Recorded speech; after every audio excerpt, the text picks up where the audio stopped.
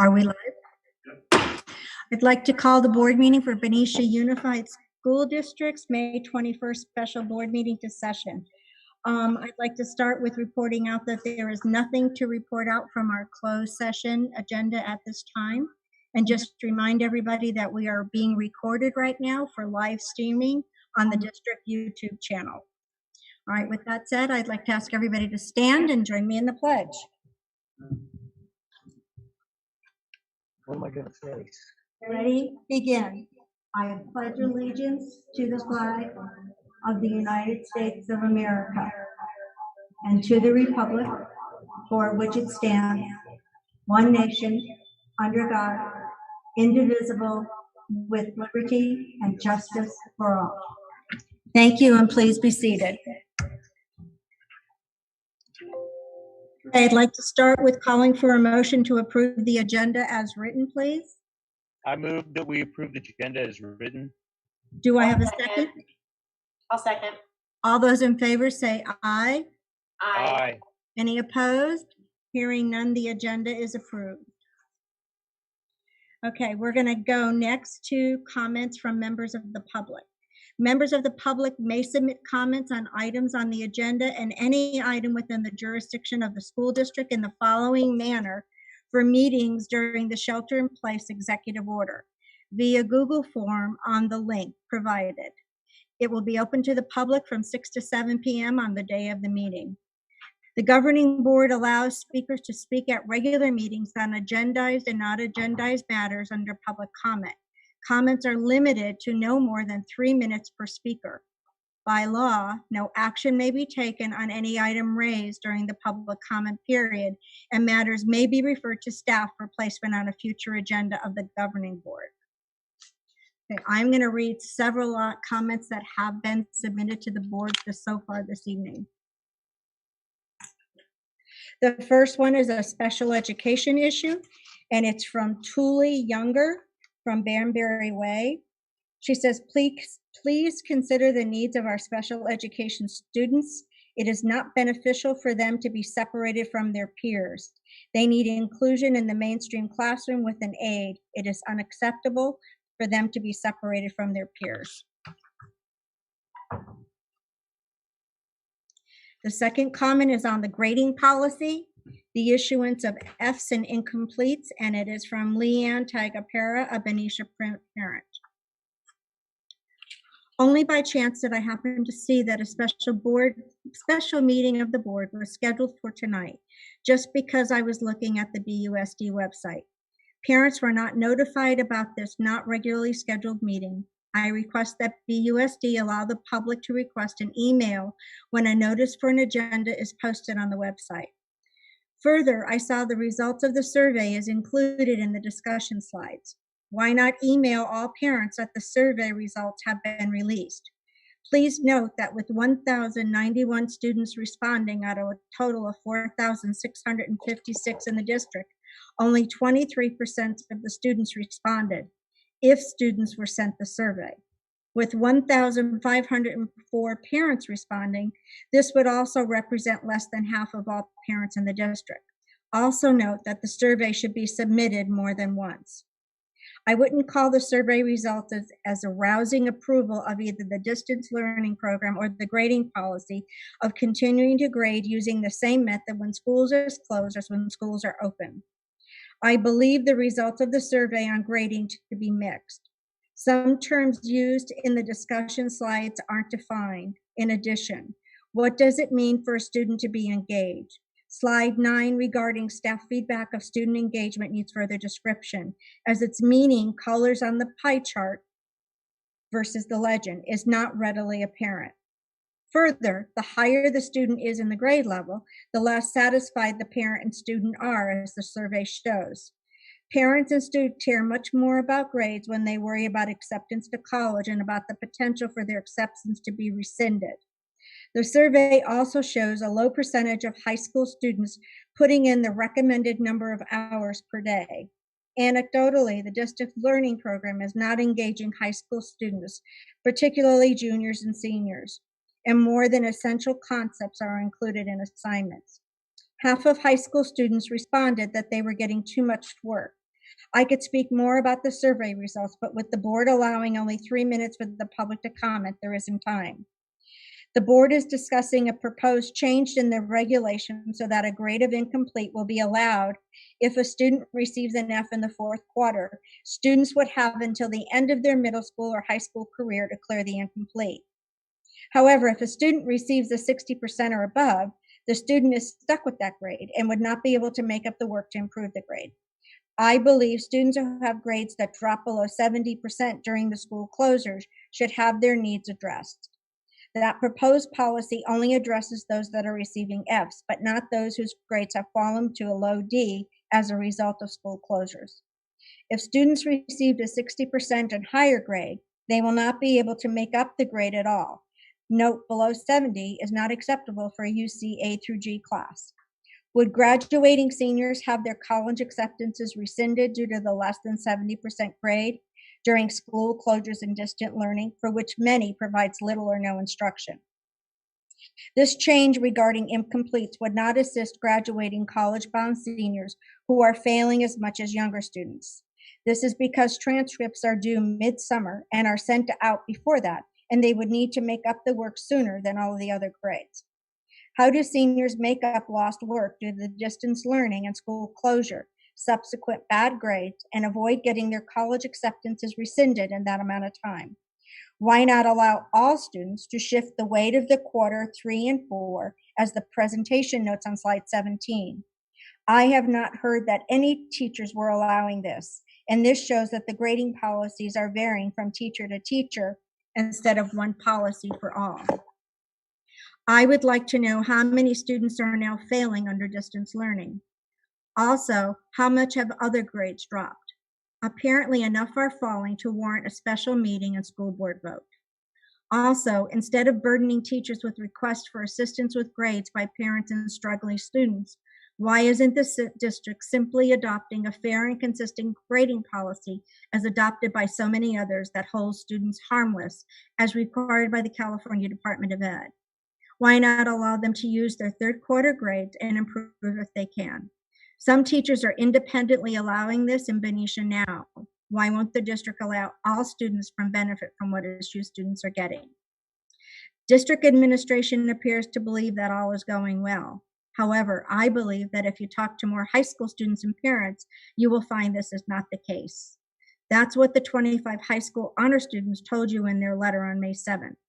Those students described their struggles with difficult classes under these circumstances and asked that you adopt a fair grading policy that would be applied evenly to all. Unfortunately, their concerns were not addressed. This is because the administration felt it knew best and did not want to perform outreach or even inform parents and students about the district grading. District distance learning does not replace the value of teachers in the classes, and the district should not pretend that it does or continue to grade students with individually developed policies instead of policies that apply equally to all students. Comment number 3 is for special ed, and it is from Andrea Rodriguez. Why the need to rip the children from their home schools? I agree that each campus can have their certain programs, but moving kids around without a critical behavioral need who are established is not in their best interest. If we only have students at 50% of the elementary schools here in town, then half of the general ed population will not be gaining the many benefits of learning to work with our kids. I believe this is a massive deficit in social learning for the community as a whole, which in turn can lead to increased bullying behavior when they're all thrown together at BMS. Research proves that gen ed kids who have special ed kids in their classes are more comfortable with and tolerant of differences. Furthermore, gen ed kids have increased positive self-esteem and diverse caring relationships. It would be detrimental to our community as a whole to deprive 2 of our elementary schools of this life skill opportunity. The shocking news that my daughter would possibly be asked to not start second grade at our home school this fall was a complete shock. As a mother of a child with Down syndrome, our main worry is making sure that our child finds a place they belong and are accepted. Moving to the district mostly because of full inclusion, and after touring Robert Semple with Mr. Farrell, it was such a relief to know that full inclusion was solid. It had been advocated for years prior, and Robert Semple and Mrs. Moore took it seriously. My daughter was going to school with her friends from the neighborhood, and we would spend the next couple of years learning and growing with the same group of children. The kids would then have my daughter in her class and learn to know her and to love her. You can't imagine how important this is as a parent, to feel secure leaving your kids and other kids wanting to be with her or helping her throughout the day. These relationships will last through high school. The proposed changes seem less than inclusive. Being in a secluded classroom 52% of the day while being mainstreamed for PE lunch, recess, and afternoon cleanup is a slap in the face and many steps back from inclusion, especially since those times will be different going forward, which means what? That our kids will be segregated most of the time? Inclusion is a right. Why are we moving backwards, Benicia? We see the need to always improve programs, but being blindsided during a pandemic with no parent participation and visual predetermination of placement is wrong.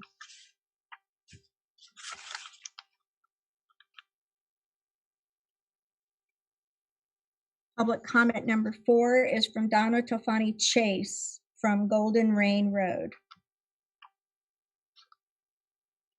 The changes being proposed will cause disruption and stress to students, parents, teachers, and aides, especially at this time.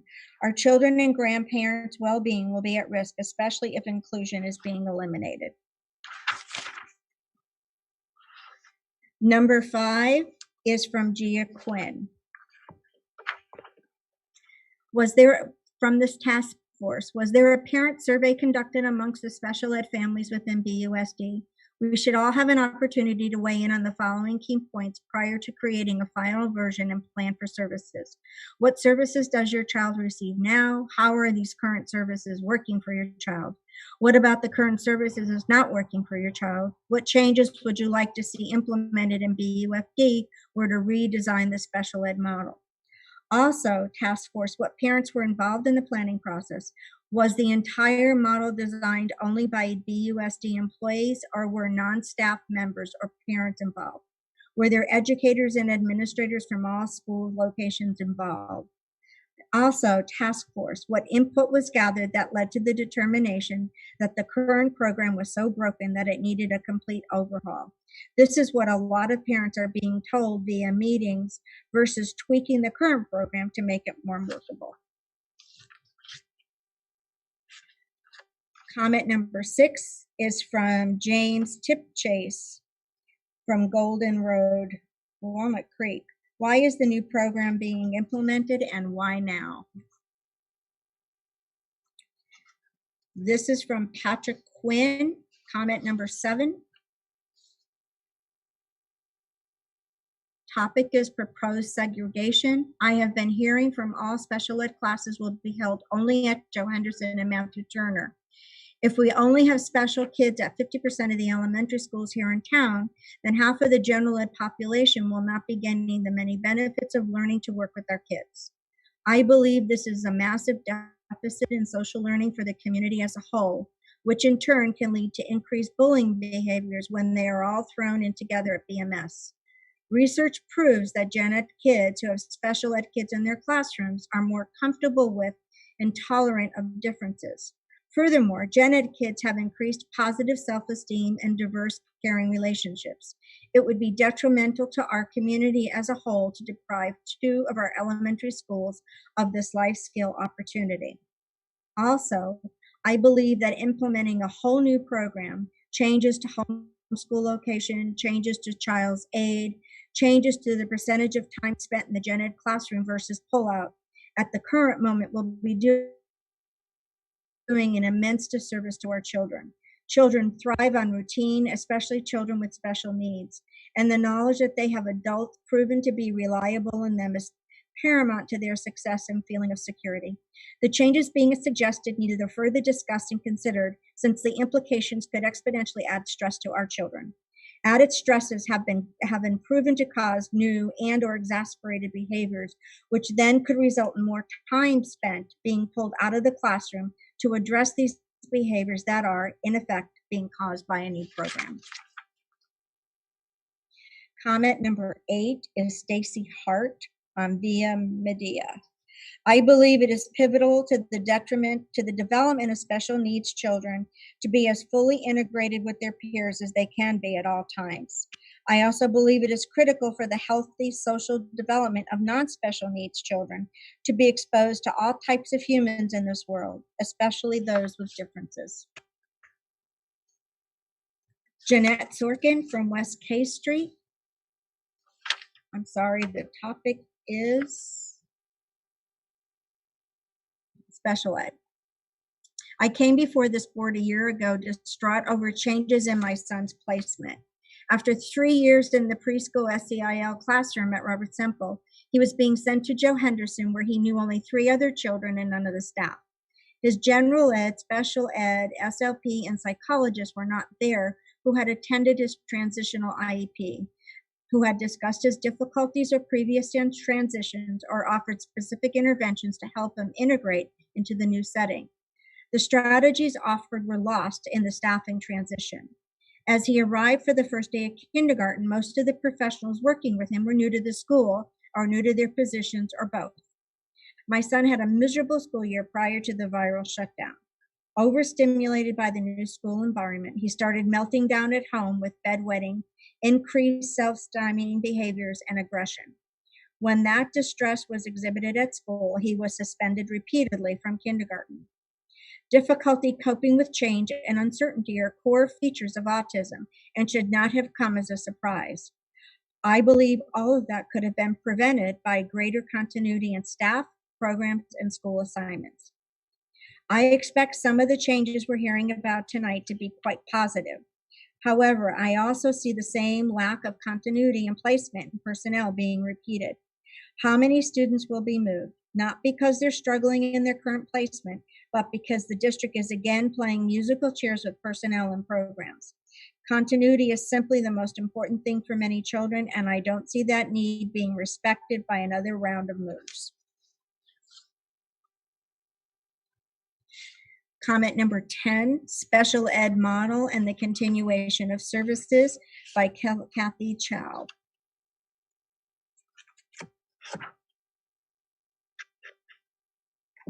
Transparency appears to be lacking from this process. How does the proposed Continuum of Services model for students receiving specialized instruction create a plan for parent advocacy, voice, education, and participation?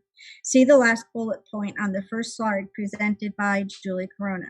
When some of the most vocal special needs parents in the districts were not asked to have a seat at the table as a stakeholder.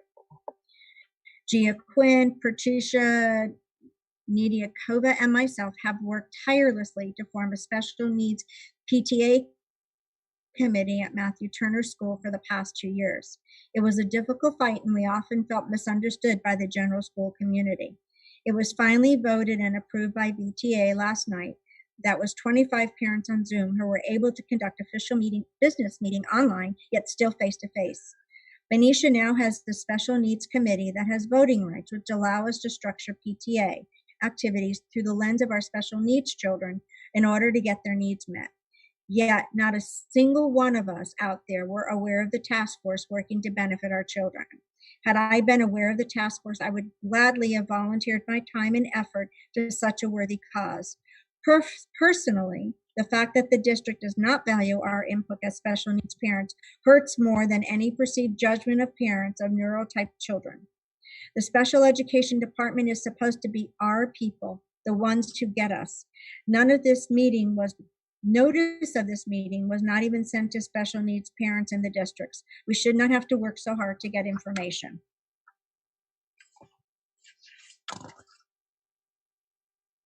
I'm sorry, I need to pause for 1 minute. Are all 3 of these, or okay. I just needed to get clarification. This mom submitted 3 comments.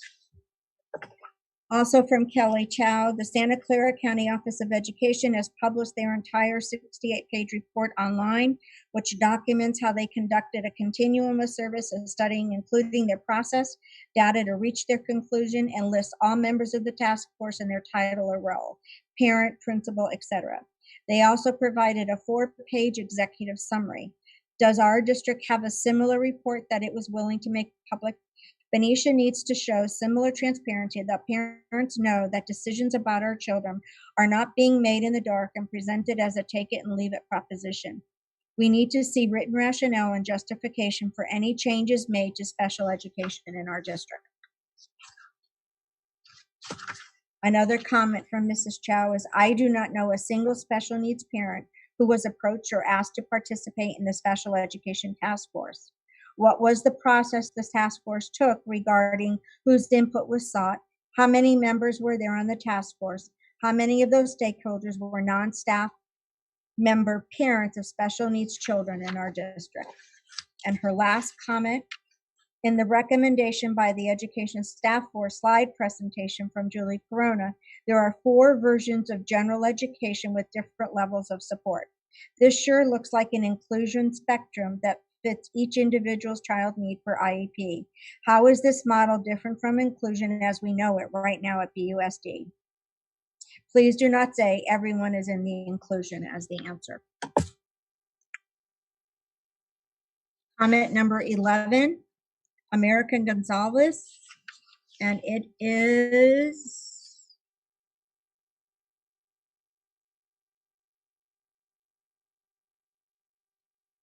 Diane, you're muted. Diane, you're muted. You're muted. there you go. There Thank go. you. I wanted to address the board today and give you a glimpse into the emotional turmoil that I have had to endure at an IEP this past week. Finding out at the IEP that my daughter would have to be removed from the school that she adores and has grown to be a part of was very difficult.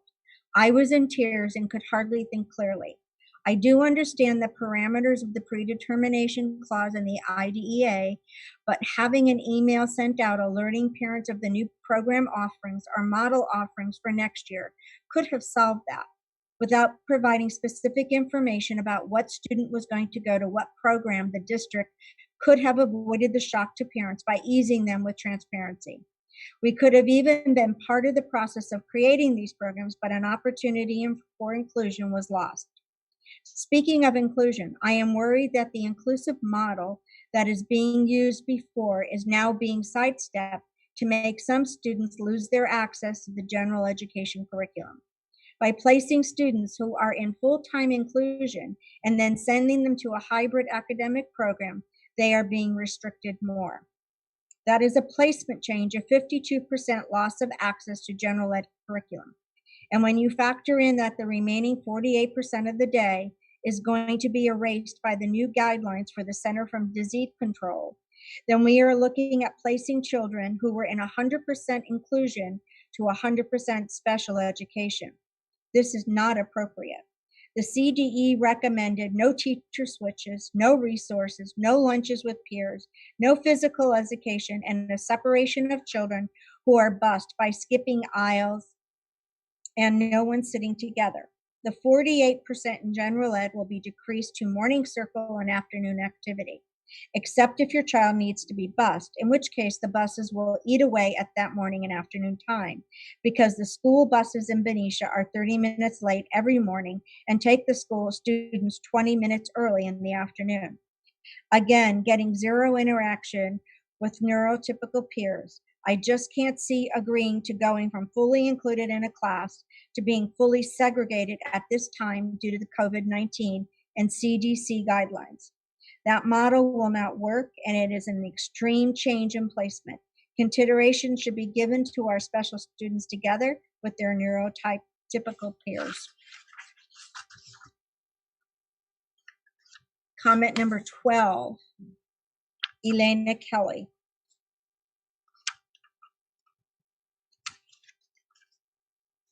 In regards to COVID-19 and the special needs children, how do you ensure that these children receive the proper and legal requirements from the school district to ensure that their IEPs, goals, and academic accommodations will be met if we go back in the fall in both physical setting or homeschool setting?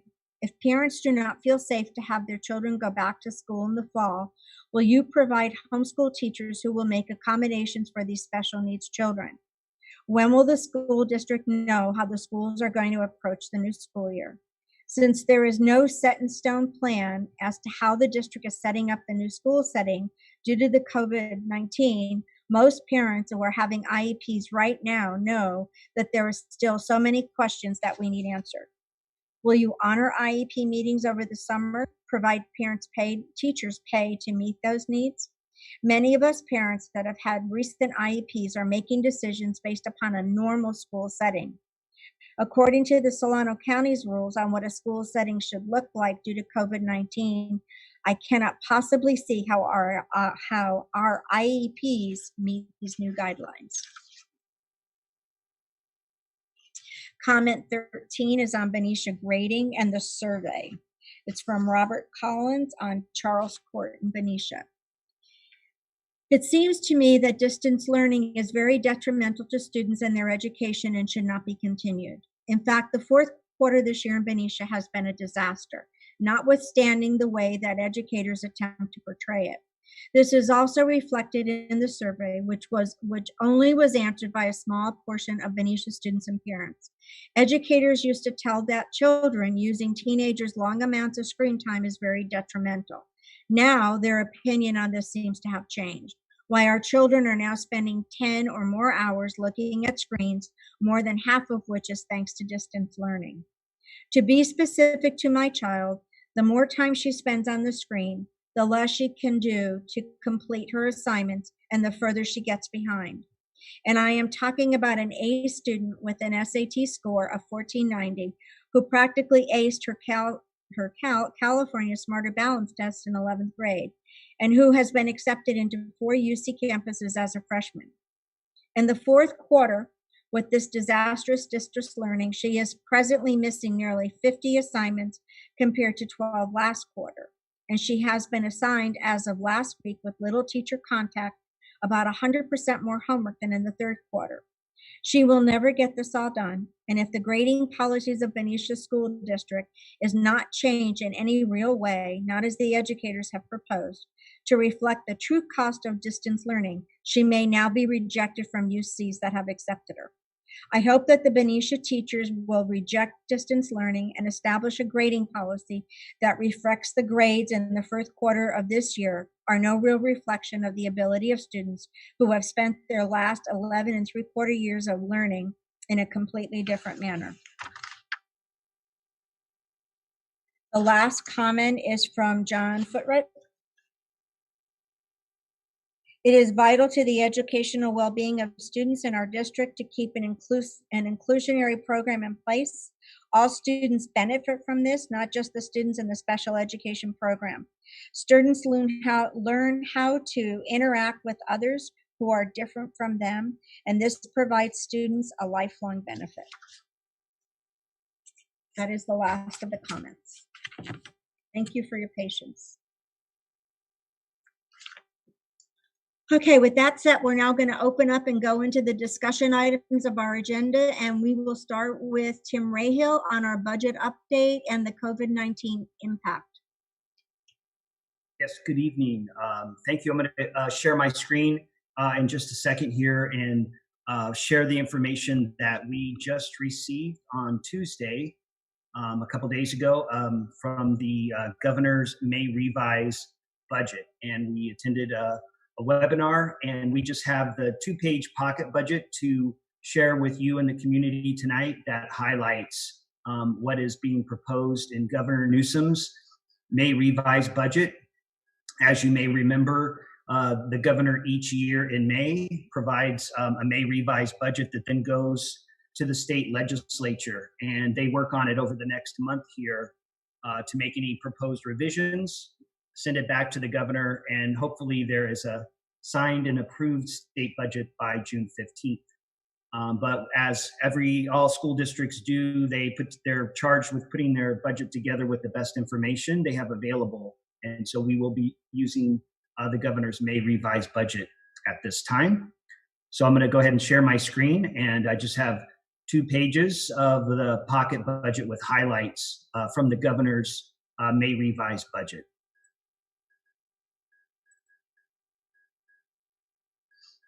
And hopefully you can now see the pocket budget on your screen, or it's also attached to the agenda as an attachment. If you have access to that, you can also click on the attachment in the agenda. So basically the overview, there is a tremendous fiscal impact on the state of California budgets that has been caused by the COVID-19 coronavirus pandemic. And the state is making a multi-year effort to address the state's tremendous budget shortfall. There was a proposition called in Proposition 98 passed that provides for school funding to be paid from the state of California. And if you look at that over their 3-year projections, it's projected to decline by about 23% starting in the current year. So every year there is a cost of living allowance, cost of living adjustment that is calculated, that is applied to school district funding. And it is a calculated number, and without any impact from COVID-19, that would have been 2.31% for next year. However, because of the financial loss in the state of California, that COLA has been suspended for the 2021 budget and all eligible programs. And in addition to that suspension of any type of COLA, there was also a cut or a deficit factor of 10% that is applied to our biggest funding source, which is the local control funding formula, the LCFF, which is basically the school funding from the state of California. So that small COLA was suspended, and they applied a deficit factor of 10% on top of it. So it's about a net impact of a negative 8% on our funding. One of the other things that California does is it looks at deferrals. That refers to cash deferrals. They're like IOUs. So even though they don't cut funding to schools, they don't make the payment. Usually it's on a monthly basis, and they defer those payments either a month or more out. So the first cash deferral is this June, and that should not impact Benicia for this June payment. And then right now, the next scheduled cash deferrals would be next springtime, but we have to monitor our cash flow to make sure we have sufficient cash on hand to pay our bills. There is a little bit of flexibilities for local education agencies like Benicia. If we do get into a cash situation, we can do some interfund borrowing or contact the Solano County Treasurer and ask for a short-term loan in order to wait until the state makes good on its state funding for our schools. One positive note in the governor's May revise in regards to our school district budget is that the governor is proposing to reduce the payment that our school district makes into the retirement system of CalSTRS and CalPERS. So there are some savings that we will not need to pay into those pension plans for the budget year. There is a slight decrease in the second year out. And at this point, the third year out tries to catch up for that. So it's possible that will change. But at this point, at least for the budget year, we'll get a break on the pension rates that we pay into the plans on behalf of our employees. In regards to special education, Benicia belongs to the Solano County SELPA Special Education Group, and any type of special ed funds goes from the state to that Solano County group. And there was a decision made at the county level, which reallocated funds within the special ed group in Solano County. And unfortunately, on a funding basis, Benicia will be losing about $344,000 for next year based on that decision to change the way that special ed funds are allocated to the members. So just so that you know and the community knows, Benicia did vote no on that change in the allocation formula. It still went through, and we're faced with that reduction of $344,000 on top of everything else. So Tim, just to clarify that, we're going to take a cut there as well Yes, in our special ed because funds. of our SELPA. That is correct. On the second page of the pocket budget, we watch the news and we hear about the federal government providing funds to the states, including California, and it's through the Federal CARES Act. And so the money that has come to Benicia so far, or it hasn't actually arrived yet, but it's been allocated, is about $191,000. It's a one-time funding. It does not come to us year after year. So it's a way to assist us with COVID-19 related costs. The one note for Benicia, unfortunately, it was based on our federal Title I program, which we have a low participation in, and we received the lowest dollar amount per student in the county, and it would be interesting to see how low we are compared to the whole state. So that equates to about $41 per kid based on that federal Title I program allocation. And as a comparison, 10 years ago in the Great Recession, when the federal government provided funds to schools, it was based on an equal amount per enrollment. And under that scenario, Benicia would have received considerable more dollars, but this time around, it did not happen. And we're grateful for the $191,000. Just wanted to recognize that it was significantly less than what was provided during the Great Recession. There is some proposals on categorical cuts. I've highlighted the two that pertain to Benicia Unified. Our high school at Benicia High School has participated in career tech education. That was kind of a one year at a time grant. They were scheduled to get just over $100,000 for next year. I'm not quite sure what the reduction will be. If you assume a $10,000 reduction, they could lose about $10,000. Those are mainly spent on support type of expenditures for career tech ed. The other program that probably will receive that same type of 10% hit is in our adult ed program. Right now, that is about a $150,000 program to provide adult education to the community, and so that might receive about a $15,000 cut. The last item here in summary on the pocket budget is early childhood and preschool, which is provided at each one of our elementary schools. Those programs that are funded in part by the state also proposes to suspend any type of cost of living increase, as well as apply a 10% reduction to any type of state funds for those programs.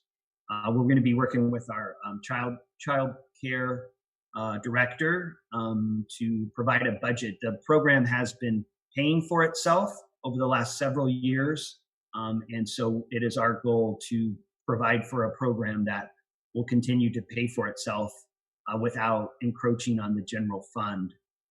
And even though it's not mentioned here in the pocket budget, we will also be meeting with our food service director to provide for the food service program for whatever type of school program we have next year, and to see if there's any type of adjustments in the revenues and expenditures for that program as well. So in summary, this is a special board meeting tonight. We're providing this that we just received 2 days ago. So we wanted to provide that summary. Next Thursday at the regular school board meeting, we will be having our public hearing on the school budget for next year. And we'll incorporate all of the financial impacts from the governor's May revise. And then after that public hearing, where we present the budget next Thursday, 2 weeks later, on June 11th at the June regular school board meeting, we'll be providing the final budget for and asking the board to approve the final budget on June 11th.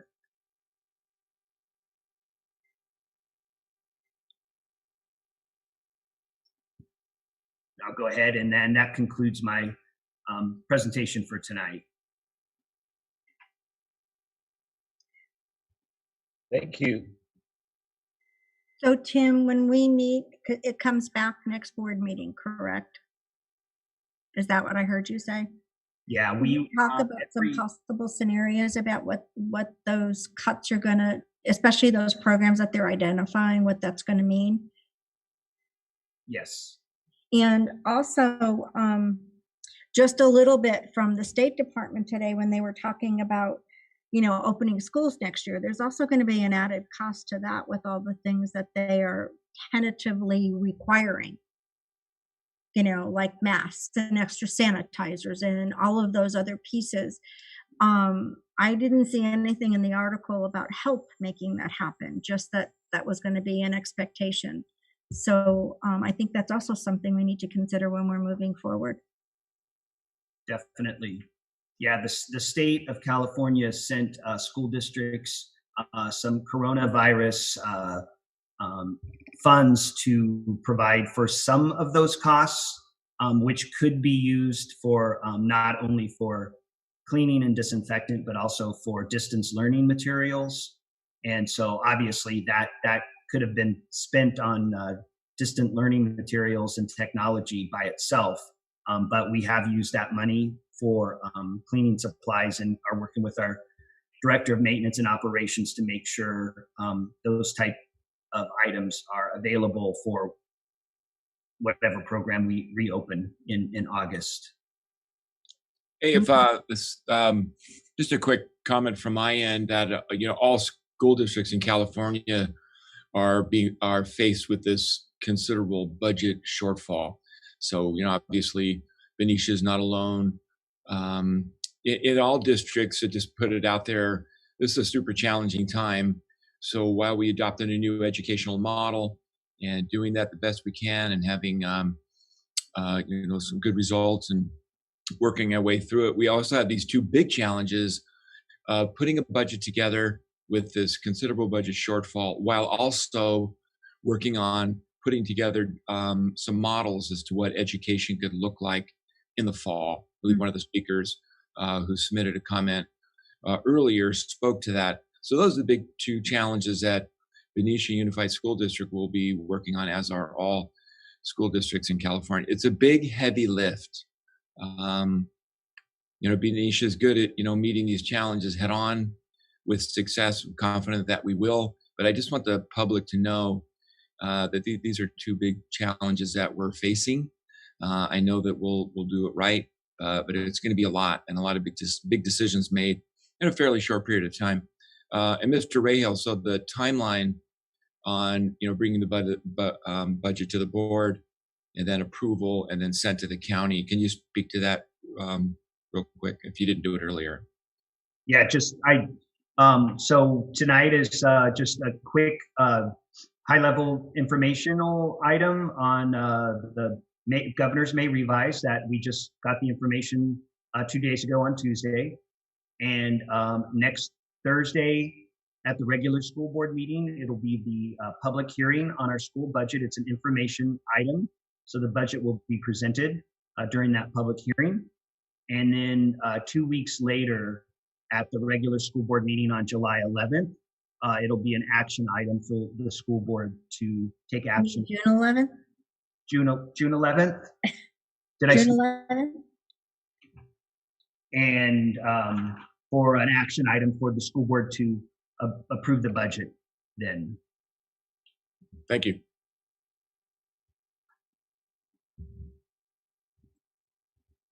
All right, thank you, Tim. Anybody else have any questions or comments for Tim?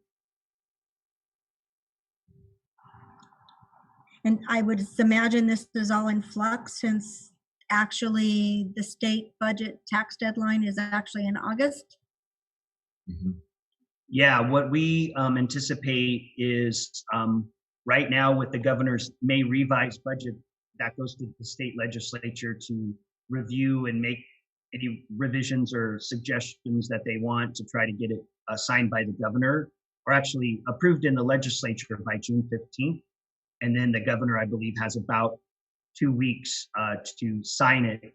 And then after that state budget is signed, they're going to collect taxes in July, August to see how much the state of California has actually received in tax revenues, which is basically how our school district receives its funding, is through the California's tax revenue stream. So depending on what they see in July and August, we anticipate some sort of August revise for these special circumstances. Excuse me, All Tim. right. Any other comments or questions? I'm sorry, one more question. Mhm. Tim, are you hearing anything else about additional federal funding? In listening to Superintendent Thurman, there was discussion about possibly one more round of federal funding was being considered. Not more than just that, it is being considered. There is one California legislature member from down south who I just read an article who commented on the difference in what school districts received with this round one through federal CARES. I mentioned earlier, Benicia received $191,000, which was about $41 per student. That was the lowest in Solano County. Some of our other Solano County members received 3, 4, 5, 6 times that dollar amount based on their Title I program counts. And that one assembly person down south commented about taking that under consideration for any future federal funding that comes to California schools. So it's in the discussion phase right now, and that's all the information that we have. Great, thank you. All right, anybody else? Okay, well then I guess we'll move on to the next item of discussion, and that is the special ed model and the continuum of services with Mrs. Corona.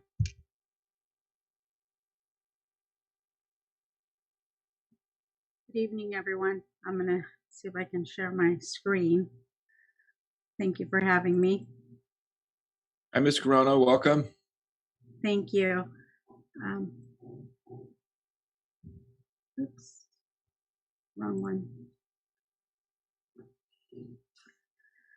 Okay, so before I start, I really appreciate getting the opportunity to be here.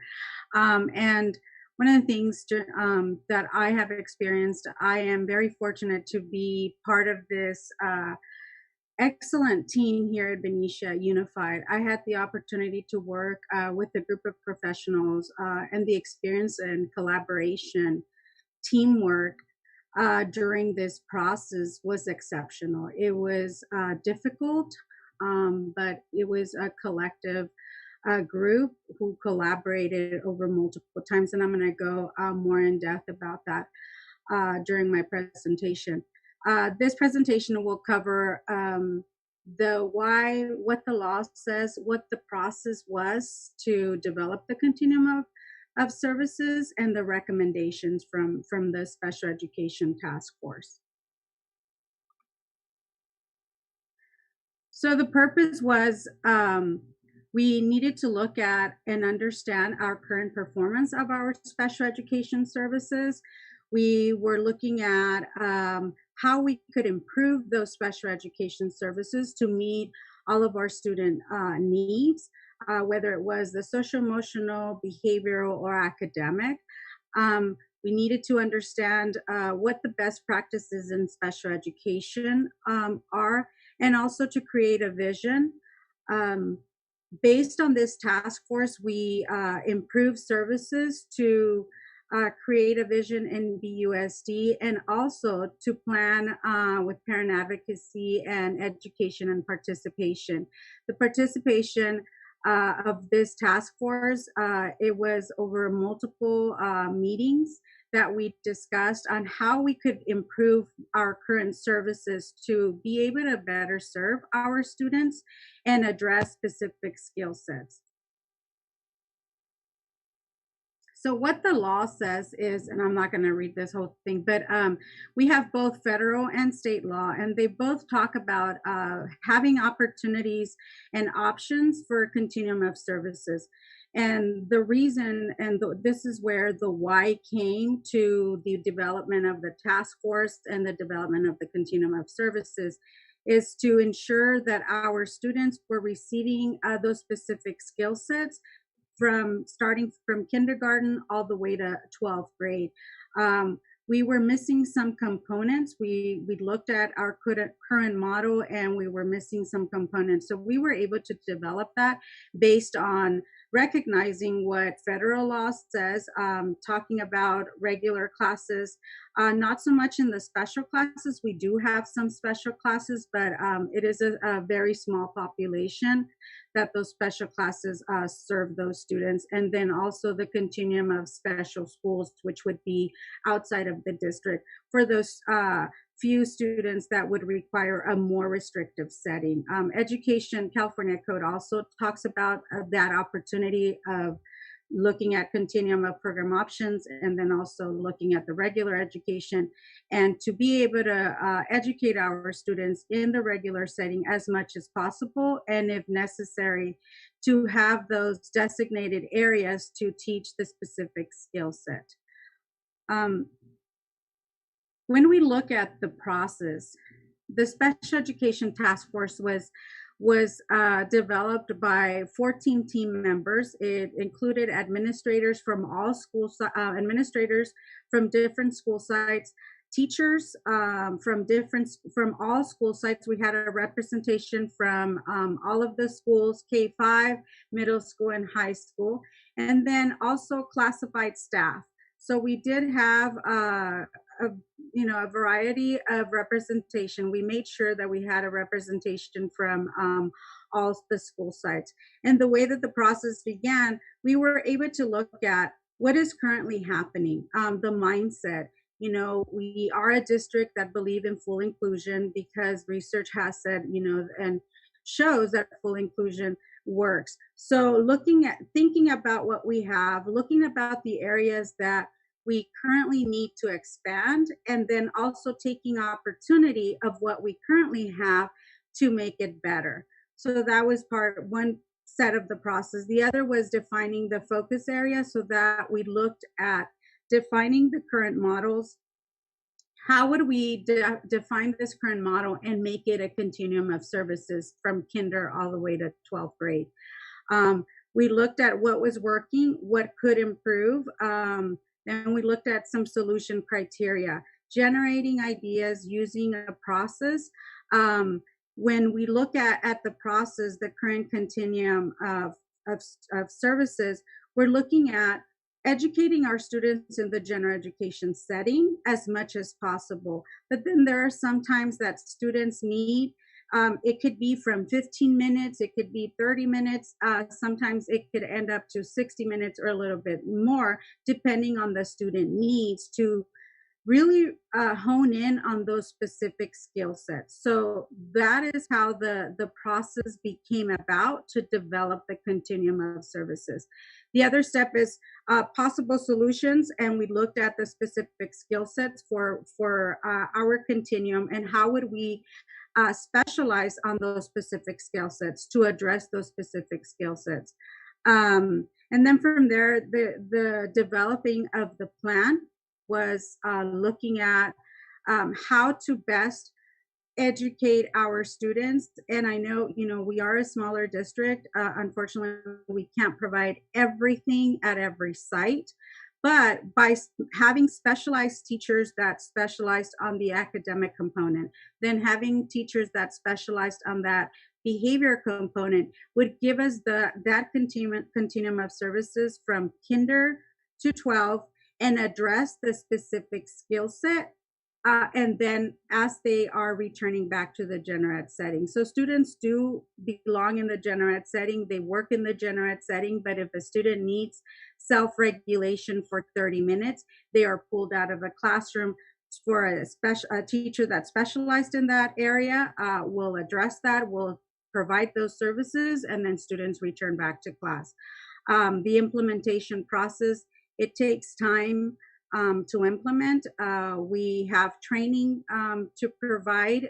We have the curriculum that will be part of this to ensure that students are still accessing the general ed curriculum, in addition to addressing the specific skill sets in a separate setting when that is the recommendation. It's not the solution for every student, because we have many students that providing their specialized academic instruction can be in the general ed setting. And in the next slide, this is the recommendation from the Special Education Task Force. We continue with the inclusion model. So we have some students that can benefit from being in general education 100%. Those specialized academic services are provided in the general ed, and that could be either the special ed teacher consulting with the general ed teacher, or providing accommodations, maybe planning together to how to tweak a lesson so it addresses that student need within the general ed setting. The other piece to that, if that is not enough and the student requires a little bit more of support, there is a component where the special ed teacher or a special education paraprofessional would come into the classroom to provide the specialized academic instruction. It could also be in a small group after the direct instruction and after the teaching has happened as a whole group. The teacher or the paraprofessional can reteach the same concept and clarify any areas that the student needs to access that general curriculum. And that's all done within the general ed setting. The other step to that would be if a student requires specific skill sets according to, and everything's according to the IEP, but if the IEP indicates that the student needs specific skill sets in a smaller setting, like reteaching how organizational skills or reteaching focus on specific skill sets, that can be done outside of the general ed setting by the resource specialist. And it could include a modified curriculum that is aligned with state standards. It can include a mini lesson, a continuation of the general ed curriculum. So that is the difference between the push-in and then the specialized academic instruction as a pull-out in the separate setting. Then we have the fourth circle, which is the general ed intensive specialized academic instruction in academics or behavior, depending on the specific skill set that the student requires. Depending on that student need, those IEPs are tailored individually. So if a student is in third grade and perhaps needs that foundational, those basic skills, so those can be taught in a separate setting. It could vary. Some students can vary from 30 minutes. Some students can vary up to 60 minutes, 120 minutes, depending on how that need is. But everything is looking at replacement curriculum that is aligned with state standards. And if it's a behavior component, then that teacher who is specialized in that behavior field will target those self-regulation, social skills, behavior management, and then help collaborate with the general ed teacher to implement those in the general ed setting. I'm going so fast, I don't know if you guys have questions. Then we have, and like both federal and state laws say, the special classes, and then I put /gen eds. We do have some special classes In Benicia, we have a preschool and a K-5 skill class. Those two classes target students that require communication. They require some social skills, but they need to be taught more of applied behavior analysis in a smaller setting. So those are special classes that are run by the district, and with the new move, they will be housed at Robert Semple.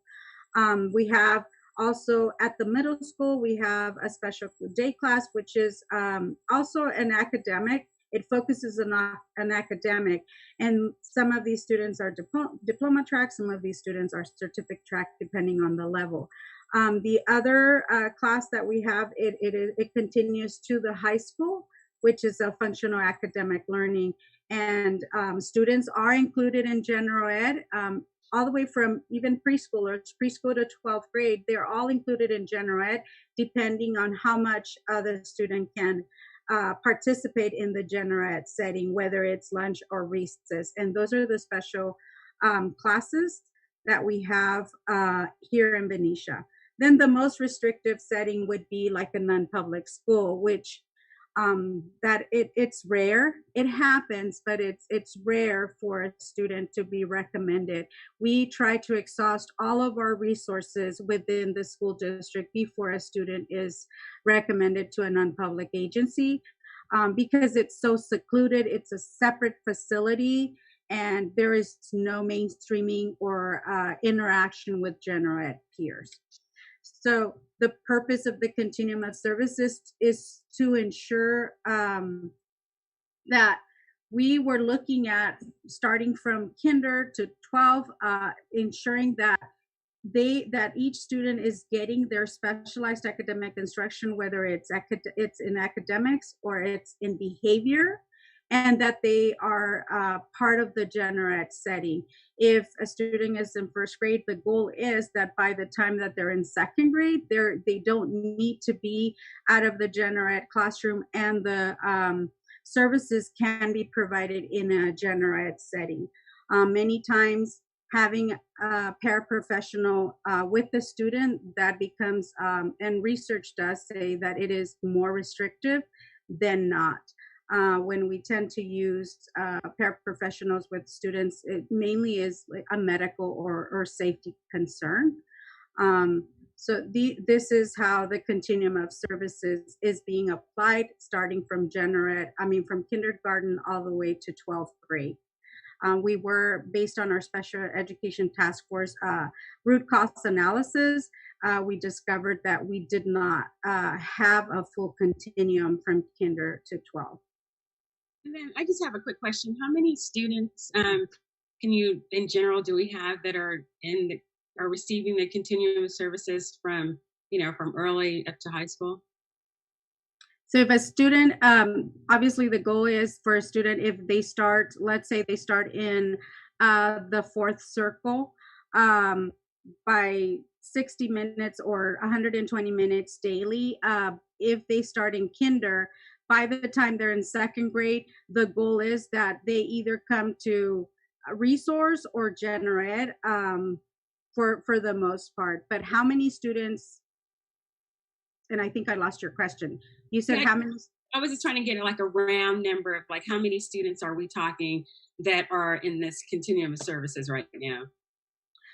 So all students are in the Continuum of Services, but if we're talking about like how many students we have here, we would say we have probably like 12 students in the preschool to 5th grade, and then high school, we have approximately like another 6 students here. In this category, it all depends because of the student's IEP, and depending on what the team is recommending, whether they're going to academic or they're going to behavior. It is not a big group. It's a small group with that intensive skill set that the goal is, especially if they're younger, the goal is that when they're first or second grade, they're integrated more time, and they're up to par with their peers. Okay. Mrs. Corona, The Yes. comments seem to indicate that families felt they were losing general ed time. What in this change of program would indicate a loss of general ed time? I think that comment, based on that comment, is if a student is recommended to be in reading for intensive academic, and they also need writing and math, then the recommendation is that they would have a different setting to target that skill set, that whatever that skill set is missing, to put them up to par so they're able to access the general ed without an aid, and just with accommodations and simple modifications to the lessons. Sometimes students that are being recommended for math, reading and writing, the skill set, they're missing a couple grade levels in between to be up to par with general education peers. And it's understandable. Oh, so they might be pulled out more now at the younger age so that they could progress to general ed as they get older. Yes. Okay. Thank you. So Julie, how many students in special ed does our district have? We have approximately 480 students. So we are a little bit above the 10%. We're at 11%. So, and to go back to some of the concerns before, because of the numbers, is it correct to kind of glean from your model that not every school will have special ed resources, or is it not every school is going to have obviously all the programs based on need and based on numbers? Based on the numbers, every school will have up to general education with resource right here. Every school will have a resource teacher. Okay. What's missing is the academic, and the reason why the academic was recommended to be at one location was because we thought of our students. If students are in second grade and they need that skill set, for second grade and third grade, then they continue at the same school and they don't have to transition to another school. It is a change right now because it's new, but the continuation and less transitions, that was something that the special ed task force talked about, having less transitions for students. Once they hit fifth grade, then they go into middle school like every other student. Right. Same thing for the academic. Okay, so let me pose a question. I don't know, maybe it is or isn't applicable, but if I have a student that needs the intensive academic or behavior and is going to be in that program probably for a couple of their elementary years, and I have two other children that are not special ed, will my family be able to stay together? Yes, as long as there is room, and that is something that we also discussed during the special education task force, because as I mentioned, there was a representation from all schools, and staff, it has relationships with families, and they know some families have siblings, and that was the question. And yes, the answer is yes. They would be able to enroll all of their students at the school site as long as there is space in the grade levels. Okay. Anybody else have any other questions for Julie? We have one more. Okay. Is this model transition, was this model transition created with the understanding that special ed would be taking a $344,000 cut? Or is it subject to change because of these cuts? It was not with that consideration, because when I started beginning of November, it did take a few, several meetings. So we did not anticipate this pandemic. Or the SELPA cuts? No, we did not. So we have yet to see if there will be changes to finances. The same teachers are teaching these. They're just specializing in specific areas like academic and then like behavior. So we are using same staff members. Thank you. But is it fair to say that there might be some adjustments or modifications based on the new budget information? Perhaps there might be. And I think that those adjustments, you know, can relate to specific training, to some of the curriculum that we're looking at. Okay. All right, anybody else have any? I can't see all you guys on the screen, so I don't know if you want to talk. You know, your box usually starts to highlight, so I'm just going to keep asking. Are there any other questions for Julie?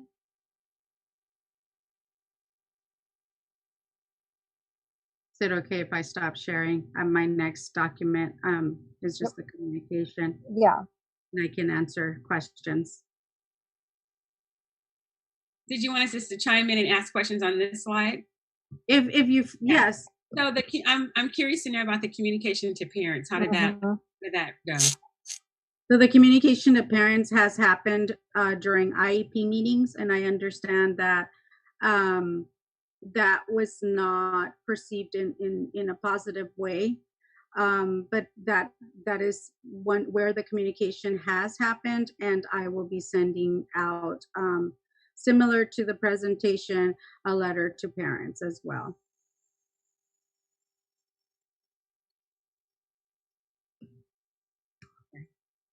Okay. Anybody else have any questions? Are IEP meetings continuing to happen with school closure? Yes, IEPs have been occurring. They've been holding IEP meetings. Parents have been very good about that, and our staff have been great. Also reaching out to parents and trying to make those things happen via Zoom or telephone. So I assume supports are happening, Julie, through the distance learning that's been going on with the special ed teachers? Yes, I check. Yes, ma'am. I check in with them on a weekly basis, and I have spoken to some parents where, you know, they've communicated with the younger students that it is difficult to have them, you know, be in front of the computer. So teachers have accommodated in printed materials for students, emailed materials. We've offered to print materials at the district office. Because it's difficult for the younger ones and attention span to be in front of the computer. All right. Last question. There were several comments about parents being on the committee. I didn't hear you say that there were parents on the committee. Was there a decision about having parents or not? There was not. Unfortunately, we did not have that. Any parents in the community. We did have. We have a parent, but of a student with special needs, but she is also an employee. So she kind of served. That was correct. That was correct. Okay. Thank you. All right. So I think I understood from one of Dr. Hogan's questions that parents are going to be getting a letter now from you that will be explaining yes the program, so that if it's not being communicated clearly in the IEP, at least they're getting something from you. Yes. Okay. All right. Any other questions? I could see you all again. All right. All right, Ms. Corona, thank you so much for your information and your support. Again, that was just a discussion item for this evening. So if we're done with that, I'm going to move on to our next consent item. Is that okay? Thank you. All right. We're going to go on to a non-consent action item, and this has to do with update and a discussion on the distance learning program, including feedback, engagement, and grading, along with the consideration for amending our board policy. So Dr. Speetson, welcome. You're muted. Unmute myself. Good evening, everyone. Good to see you. Thanks for having me back again to give you some additional updates on distance learning. I'm going to share my screen. Let's move this little thing over here. Oh, come on. Okay, can everybody see this? It's coming. Coming. Okay, good. There it is. All right. So I'm pleased to come back to give you additional updates on how things are going. And I would like to say to folks who have commented, and then Julie Corona mentioned it as well, it is hard. It is hard for our students. It's hard for our staff. You know, if we had a magic wand, we'd all be right back in the classroom with kids, because that's where all the teachers want to be. That's where the students want to be. And I want to thank everybody for their dedication and hard work, and the huge lift that they had to turn this around so quickly. Tonight, what I want to be able to share with you, and Stephanie Rice is going to jump in as well, is to we had some feedback that we should think about surveying our parents, and so we did that. But we also surveyed our staff and our students. We did our students in 4th grade through 12th grade, and then so I have those outcomes. That survey just closed on Monday, and staff has worked really hard to kind of distill that information, and we will get that information out to folks as well. I want to also share how we're going to use that to help us in our future planning. So it sort of was twofold. One is a dipstick as how are we doing, and then two, what do we need to know to continue to plan into the future. And then the third piece is based on feedback, based on some more analysis, I'm bringing to you tonight a recommendation to amend a board policy on grading, a portion of it. It's actually in the administrative regulation as it relates to incompletes. And so that's sort of tucked into the middle of our presentation, and we can choose, you can direct me whether you want to stop and make me to make that recommendation at that time, or wait till the end and come back to it. So just a little bit about our survey. Overall, the people were very satisfied with our distance learning and with grading and feedback. When I say that, comments that were in the surveys, people weren't loving distance learning because they want to continue to do it. But in the context that this is the place we're in, people are feeling like, yep, overall things are going pretty well. And we've continued to receive lots of feedback, both from parents. I've gotten emails from parents. I know Dr. Young has gotten emails from parents and teachers, and feedback from surrounding districts that they're getting feedback about the job that's happening here in Benicia. And so we're pretty proud of that. But just back to the survey, we had over 1,000 students in 4th through 12th grade complete the survey, over 1,500 parents, and that was parents were allowed to fill out the survey for every child that they had in the school system, because we knew that their experiences may be different, and we had 145 staff fill out the survey. So what else does the survey tell us? It told us that communication between the students and teachers is frequent, and it happened in a variety of ways, and we'll show you that on the upcoming slides. And we inquired about, how are you learning? What is instruction looking like? Because I know that was a topic of conversation that we've had as well. And people, all students and staff talked about using videos, some that the teachers produced, and some that were from Khan Academy or different things that were already created. Zoom and feedback, they said all of those things were helping, both written feedback and teachers having office hours where kids could get individualized help. Very delighted to know that devices and internet were not an issue for our students, and you'll be happy to see the slides that show that data as well. And when we asked our teachers how many students are engaged on a regular basis, and when we defined that in the survey to teachers, we said they are attending your Zooms, they're turning in work on a regular basis, they're communicating with you. And so you can see that ongoing regular basis. And they said more than 80% of the students were engaged on that regular basis. And that is a different figure than I shared with you last time, which was 95 to 97% were engaged on some level. And remember, we talked about that being students were engaged in some classes, but not all classes. And so that's the difference in those two figures. And then that one of the things that was helping was teachers were using flexible grading strategies. And we'll talk a little bit more about what those are and how that is looking.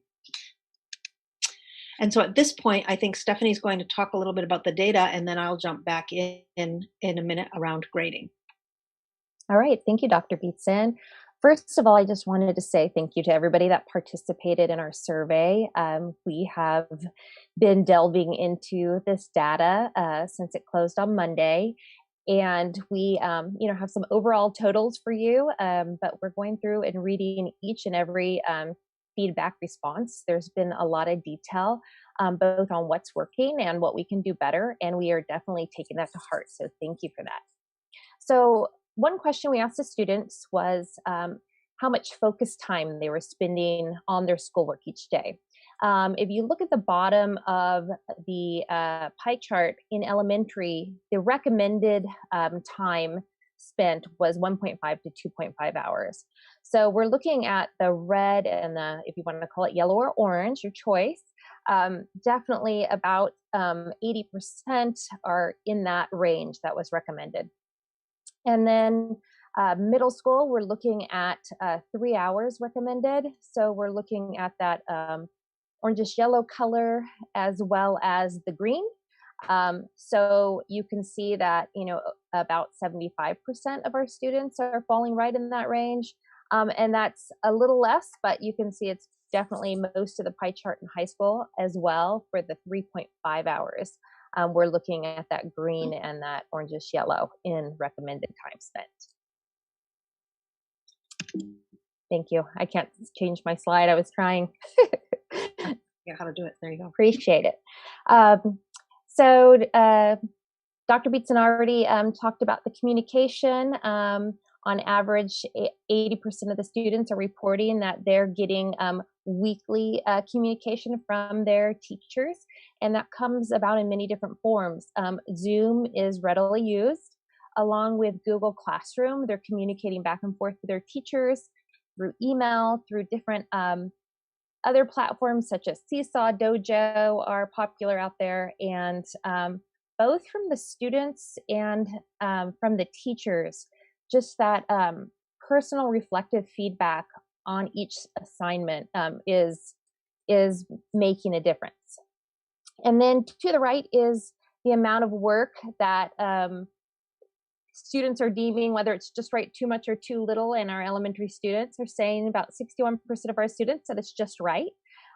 Middle and high school, you definitely see that they're not feeling that same way. I won't throw my kids out there, but I have a middle schooler right now, and I think any work right now she might say is too much, but she's plugging along. All right, next slide, please. Also, our students, we asked them what was supporting their well-being, and elementary, middle, and high, flexible schedule was a big thing. Communication with their teachers, both live and email communication, and just having that support from family and friends. And then just as Dr. Beatson introduced, we also asked about their technology access. So 99% of our students are reporting that they have consistent access to technology, and 97% are saying they have adequate internet access. Next slide, please. Thank you. And then we surveyed our parents. So about 1,500 parents responded, and we asked them the amount of work that their child is receiving. And you can see that over half of our parents responded that it's just right. And then it's going to be a variant for each individual child. I just want to note on that, Dr. Young in his last written response to families, we definitely wanted to reiterate that communication with teachers is highly encouraged and important. When you're teaching a group of kids, something's going to be just right for one, but might be too much or might be too little for another. So definitely communicating with the teacher is encouraged. Also, we see focus time spent on schoolwork each day. Again, that varies depending on our grade level. And then frequency of communication from teachers. About 60% are saying at least once per week. So there's communication happening. Thank you. We also asked our parents, we wanted to survey their interest in a distance-only option for the 2020-21 school year, not knowing what it was going to be and knowing that we may have to offer some different options. And as you can see from this graph, over half of our response is either yes or maybe, and about 44% are saying, no, please open up and have my kids back in school. And then we surveyed our staff, and it was 70% of our teachers report, just as Dr. Beatson said, 80% of more of their students are actively engaged. And that is participating in discussions, turning in work, and being an active member of this distance learning classroom.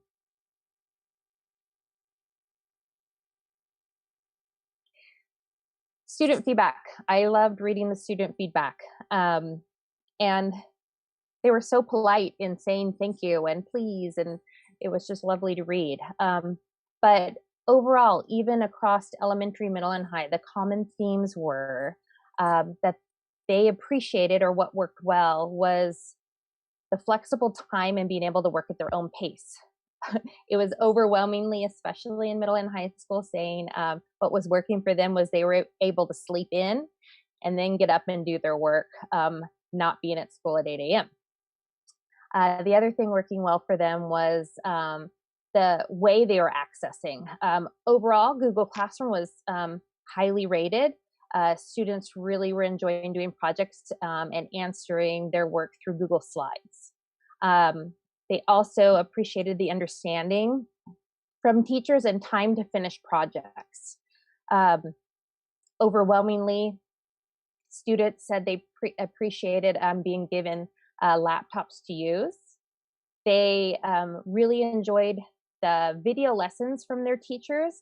Several students commented that they liked the pre-recorded video lessons, so they were able to watch those. Some kids said they had to watch them a few times because that's how they learned best, was hearing things more than once. And then they liked having that follow-up help time with their teacher. And then the other thing that worked well for our students was support with organization. Across the board, they were saying that they enjoyed using the Google Calendar with their teachers for keeping up on their due dates. And what they said would make things even better for them was if every class was offering Zoom with instruction or follow-up, that they would like more video lessons. That was highly ranked.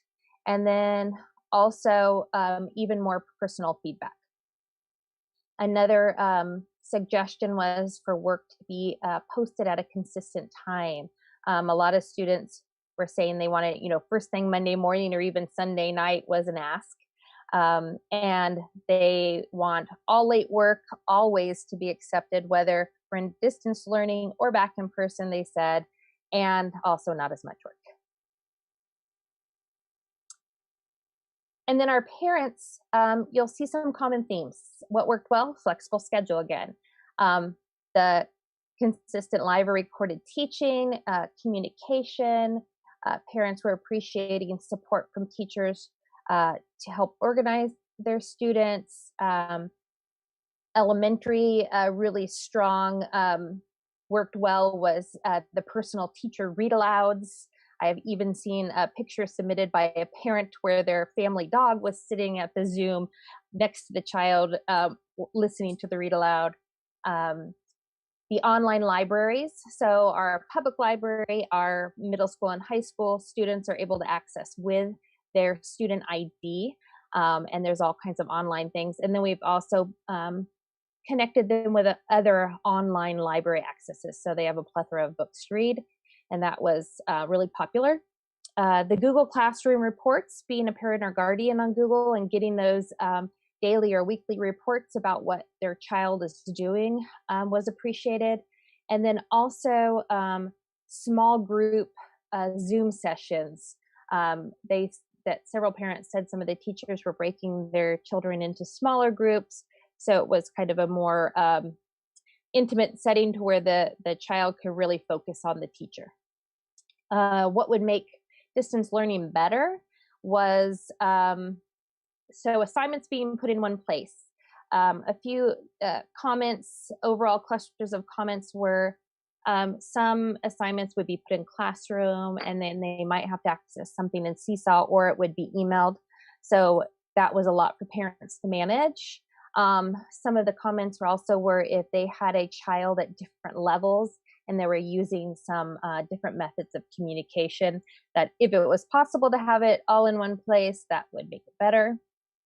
Again, some more small group academic support, and that goes with tutors available. That was primarily for middle and high school, and the feedback was during the school year when we were in person, they had tutors set up like at the middle school and the high school after school support, and they were hoping to have some of that in this distance learning. And then again, some consistent times for when the kids were meeting. And then the last comment was some optional phone calls for students that may not be comfortable in the Zoom setting. And then our staff, again, what worked well, those video lessons, small group teaching Zooms or follow-up whole class Zooms. So especially in elementary, we've heard from staff that they've tried teaching in the whole class model for Zooms, and what they have found is having all the kids on Zoom is definitely great for connecting with the kids and building community, but breaking them up into small groups or even breakout rooms to work with the students works better. Comments from our teachers working with our special ed students, the one-on-one video Zooms to support them with their IEP goals has been successful. Middle school, high school, and elementary, actually, they were talking about reluctant students to participate in class, or maybe more of a shy student are participating in this virtual community. Also, the time allotted to give the detailed feedback right now, that is key. It came across very strong, especially in the elementary and the high school surveys, that giving that detailed feedback and making sure they have time to be able to give that true feedback.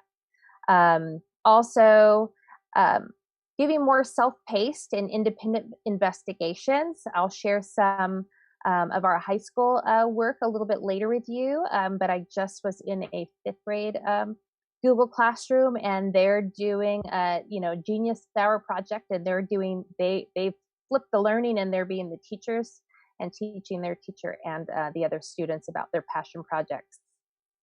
Communication through discussion boards, that was high school. That's very, college-like, being able to post comments on students' works and reflecting and asking questions. And high school teachers are saying that's working really well, along with online curriculum that they're finding out. Our Google Suites is very popular. Our newly adopted TCI history curriculum at the middle school, along with some other online platforms such as Seesaw and Google Classroom. What would make it better?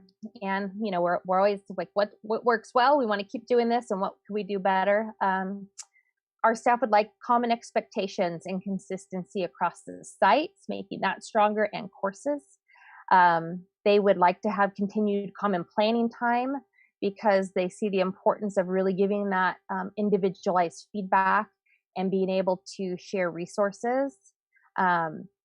They would like to explore more curriculum that is adaptable to in-class or online, and then also looking into, we do a lot of incentives, and I know some of it's happening out there as well now for in-class learning, but also to explore more for online learning. And then making sure that every student has a device and connection, and then looking forward to more training to support parents with the different technologies. Also, we surveyed our staff and asked what professional learning would they need now and even in the future. And Zoom, Screencastify, Google Classroom, Google Forms, and Google Slides, as well as online assessments were what they identified. We also asked them how they learn best. What type of learning do they prefer? And across the board, the highest one was watch a video and then ask questions. Then it was provide me with a Google slide or a PDF. And then if we still need help, we'll reach out and we'll do a Zoom. So Ed Services has been working on pulling these resources together for our teachers, trying to support them to grow their practice. Even though we're so close to the end of school, they're still trying to grow their practice and make it better. And now I'll turn it back over to Dr. Beatson. Thank you. And I just want to, again, reiterate that survey closed on Monday, and Stephanie and Lisa Golson, our teacher on special assignment, were able to pull all of that together and put together the resources for teachers that they've already sent out, I believe, for the additional professional learning that they need in order to continue to grow their practice in a distance learning world. And so thank you for that hard work and really instant turnaround. So I wanted to give you a follow-up. We did some more digging, and we had some survey questions around grading and the perception and feeling of how it was working. And so this is feedback from our middle school and our high school students. And the question I actually put right here on the screen, which was, our feedback and grading system has been designed to promote your ongoing learning while being supportive and flexible. To what extent are you satisfied with the feedback and grading you're receiving during distance learning, excuse me. As you can see, the high school responses are a pretty even split if you split it between 3 and 4. And I should say that a 1 was very dissatisfied and a 6 is very satisfied. So we're at a pretty good split in terms of satisfaction there for high school students. Middle school students, you start to see it shift, where we have more students, about 72% of our students are tilting towards satisfied, and so that was good to see there. And then we asked parents the same question, though we did add more language around that, which was really, again, going back to the why of the decision to stay with current grading, and it was for 4 reasons. One was to keep students engaged with their essential learning content and standards through distance learning. And so remember, way back when we started, teachers identified what was really key and core that students needed to know to be successful through the end of their course and to get them set up as much as possible for the upcoming school year. To promote consistency of instructional practice through ongoing feedback and grading. So really focusing on those essential standards and using a lot of feedback to do that. To provide flexibility in instruction, assignments, and feedback and grading to support student learning during distance learning. And so one of the key pieces was we wanted to emphasize that while being in distance learning wasn't anyone's first priority, we wanted to ensure that learning still happened, that school didn't end on March 17th, but that we were continuing with what's essential learning through the rest of the school year, but doing that in a way that was as flexible as possible.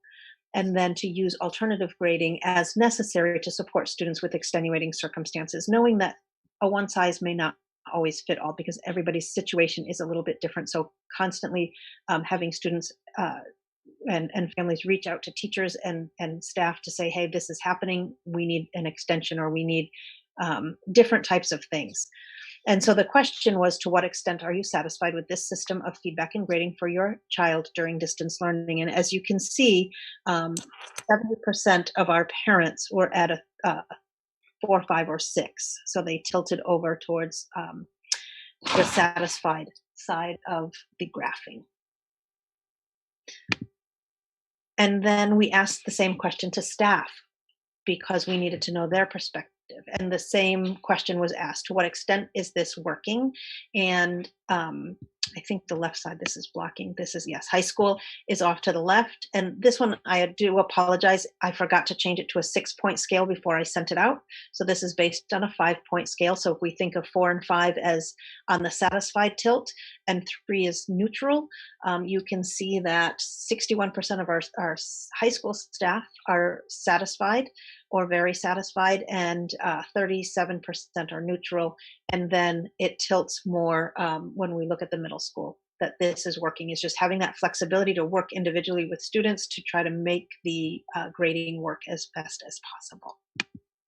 The other thing I do want to say, whoops, oh, how do I go back? Boy, oh boy. Okay. Hold on. Here we go, sorry. The other thing I do want to emphasize here is, like I said, we wanted to make sure that we had the learning happening as much as possible. And we wanted to set all students up for as much success as possible, especially when we think about our high school seniors going off. I think, Trustee Holkleen, you mentioned something the last time, which was different colleges and universities have different acceptance rules right now. And we didn't want to be short-sighted and move to one particular system that was different, that would impact students who may be going out of state or not to a UC that has made these adjustments. And so we were really working to say, how do we get as many kids set up to have whatever options they need available? The other thing you asked me for last time was to really look at the difference between 3rd quarter and 4th quarter grades, especially, and so I've started that deep dive with our high school principals and our middle school principals, as a matter of fact, to look at Fs. We've focused mostly on students receiving Fs, and then to compare 1st semester to 2nd semester, because on secondary transcripts, it's only the semester grade that shows up. So we did some of that, and I will tell you that we have more students receiving an F 4th quarter and in 2nd semester than before COVID. Probably about a third more in some instances. And I then actually went back and looked at semester 2 from a year ago to see where are we, especially at the high school level. And there was still a bigger uptick this year than in the past, but it wasn't as much. And one of the things, so then I went, after we did that, I went back to the so what does this really mean? And one piece of information that they gave me was that this is still in process data. What has been happening, and it's really interesting because we read the comments and we hear the comments from students and parents, and I agree, as a parent, it's easier when all of the work is assigned at one time, like on a Monday. But some of what was happening was students would wait and not do any of it until late Sunday night, and stuff would come in at 11 or 12 or 1 o'clock because kids' whole circadian rhythm is now switched over. And so they're bundling up a lot of work, and there's a lot of late work coming in as we're heading down the pike to the last couple of weeks of the school year. And so teachers are working hard to grade a lot of work that's coming in late. So those grades are changing rapidly and quickly as teachers are getting caught up with stuff that's come in kind of in bulk later on. The other thing I talked with them about was seniors and the seniors who were failing, and the making sure that all seniors were really getting supported to be on track to graduate. And so we did a lot of digging into who those seniors were. There are a few more students who are struggling, and they're doing a heavier lift to ensure that they graduate than in prior years. But what they did find out was through lots of phone calls and conversations with seniors who are in danger of not graduating because some of the classes, well, let me back up for a second. With the chunk of seniors who are receiving an F, most of them have figured out which classes they don't need to graduate and are making a choice to ignore them. So they have enough credits, they're passing all of their graduation requirements, and they're making some choices to not do the work in the classes that they don't need to graduate. That was one kind of cluster of students. Like I said before, many of them are continuing to turn in missing and late assignments, and teachers are catching up entering grades right now. So we're seeing that change. And so it was a reminder that those are in-process grades, and we would expect to see them change. Teachers are continuing to adjust their quarter 4 and semester 2 grading as those assignments come in. The other piece is we had several students who are in that ballpark that have moved, quite a few handful. They've moved out of town. They're sort of out of where we are right now. We have a group of students who are going to be receiving a 5th year. Some of them are students who are in special ed, so they would be doing a 5th year. And some of that was already in progress prior to us heading into distance learning. And then the other area that is popping up that students have been struggling in is students that were already on independent study before we went in. Those students seem to be struggling a little bit more, so we're doing some additional outreach to them. But most of the seniors, there's the handful of seniors who are in danger of not graduating at this point were already in danger prior to going into distance learning, and the other ones are working really hard to get caught up. So we expect to see those grades go up at this point.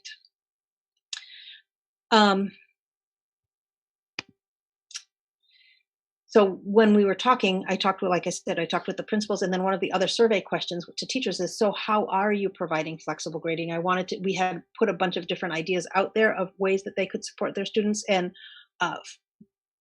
overwhelmingly, these are the types of things that teachers said they are doing. They're giving a lot of extended time, and with that, they started to place some zeros in, which resulted in the F grade showing up in Power School because the M for missing wasn't motivating kids to get it in. So right now, kids are piling a lot of work in, and teachers are working on getting that caught up in grading.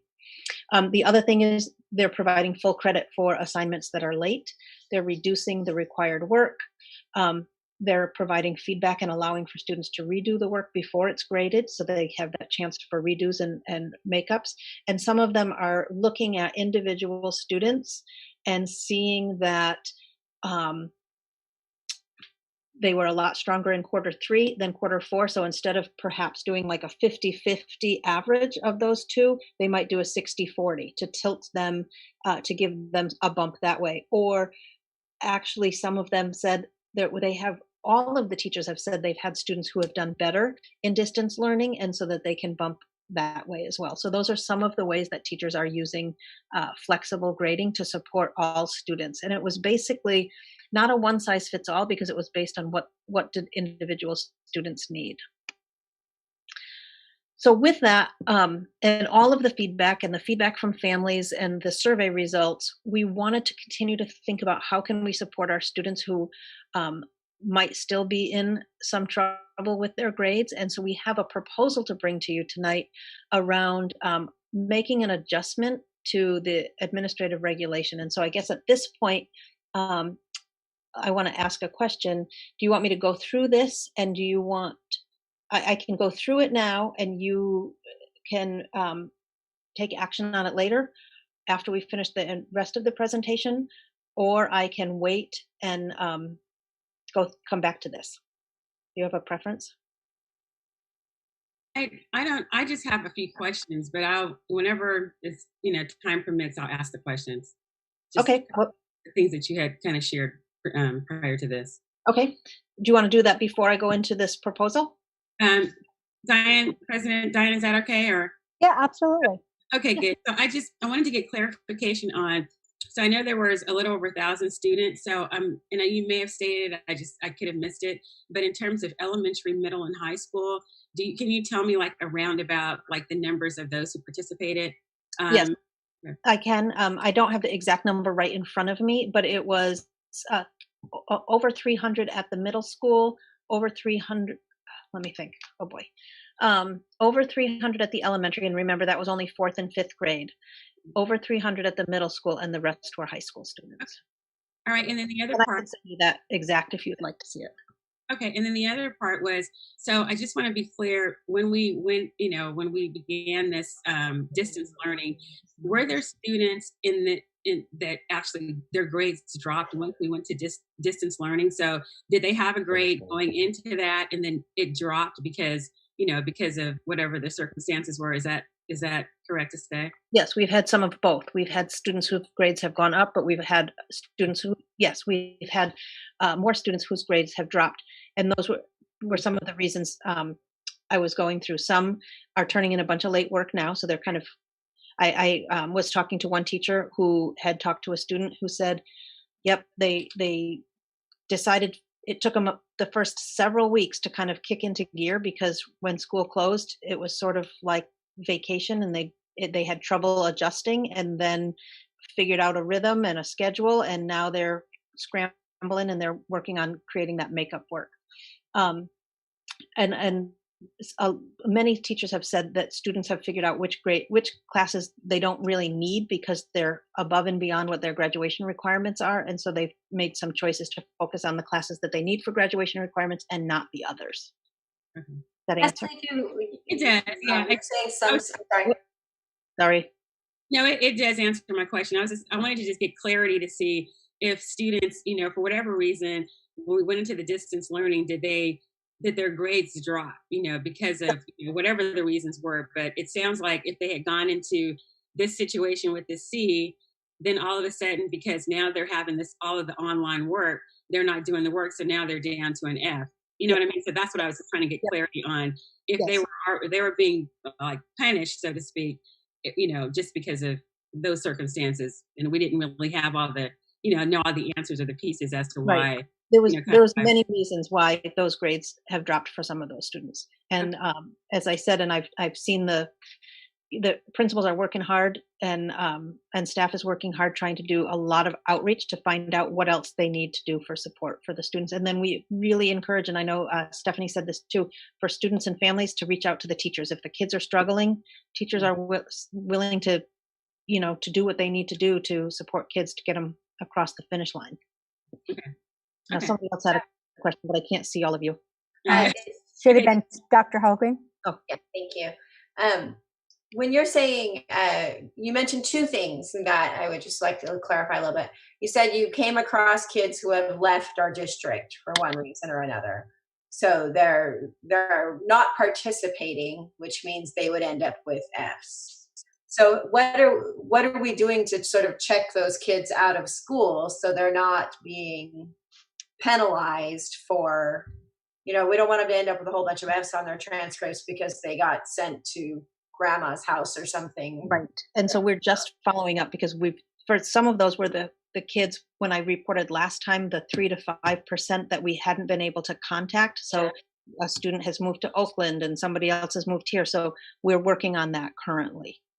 Okay. So that we can get them sort of officially out of the system and they're not being penalized and having this record built for them. When you said, we had a group of students that were doing well up until the third quarter and then have dropped off considerably.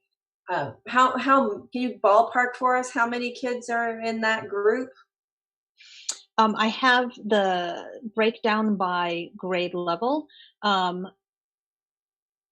don't have it broken down by numbers for students who were doing well and who dropped off versus who are not doing well and who have continued to not do well. Does that make sense?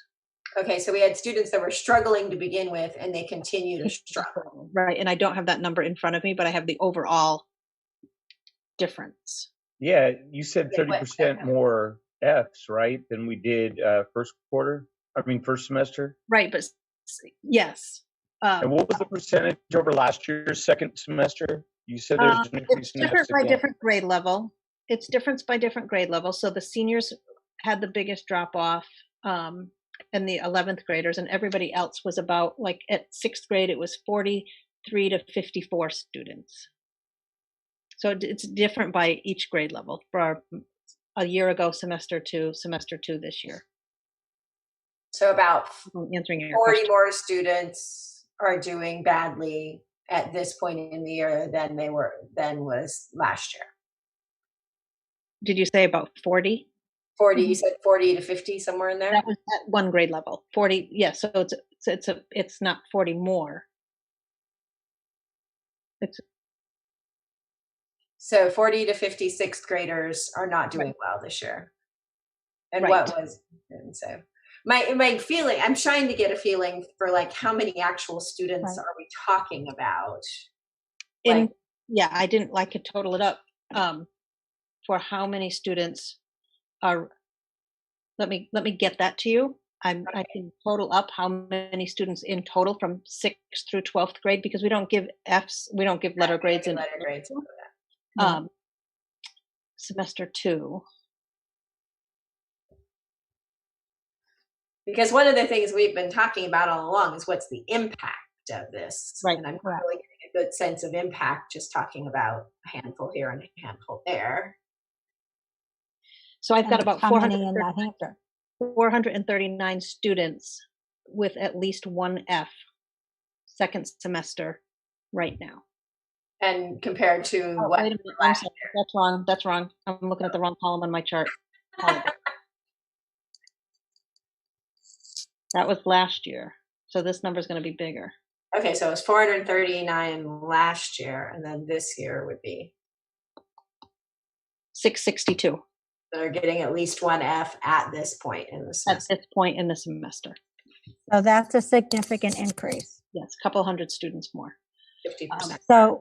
But when I talked with the high school and the middle school principals, those are in process grades versus end of semester grades, and I know we only have a couple weeks left, but we would expect that to really balance out as as kids turn in their late work.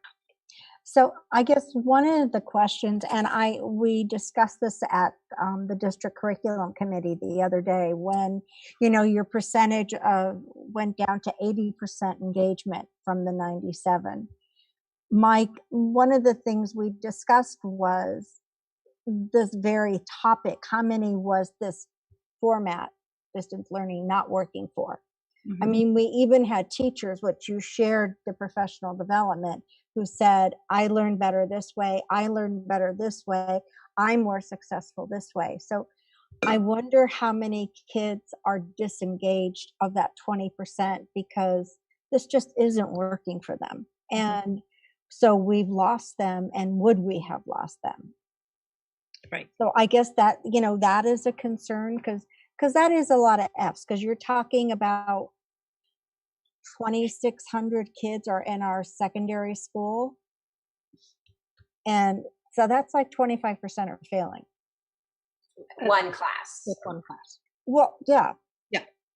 So, I mean, but I agree. And then I also have this feeling that in some respects it's inevitable because it's a huge change. We couldn't expect it to be the same. Right. And we are going to continue to really look at this because I expect that number to change.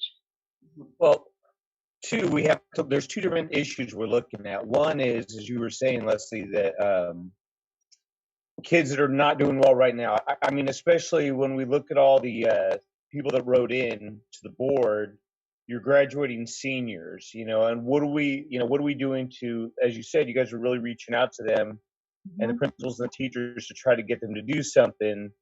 That is an issue separate from what are we looking at going forward into next year if we're still doing sort of distance learning. So I think the immediate thing is those seniors that are, really, I mean, what are we looking at numbers wise in terms of those seniors that are supposed to graduate that are looking at having Fs, and are we going to be able to really reach them and help them out on this?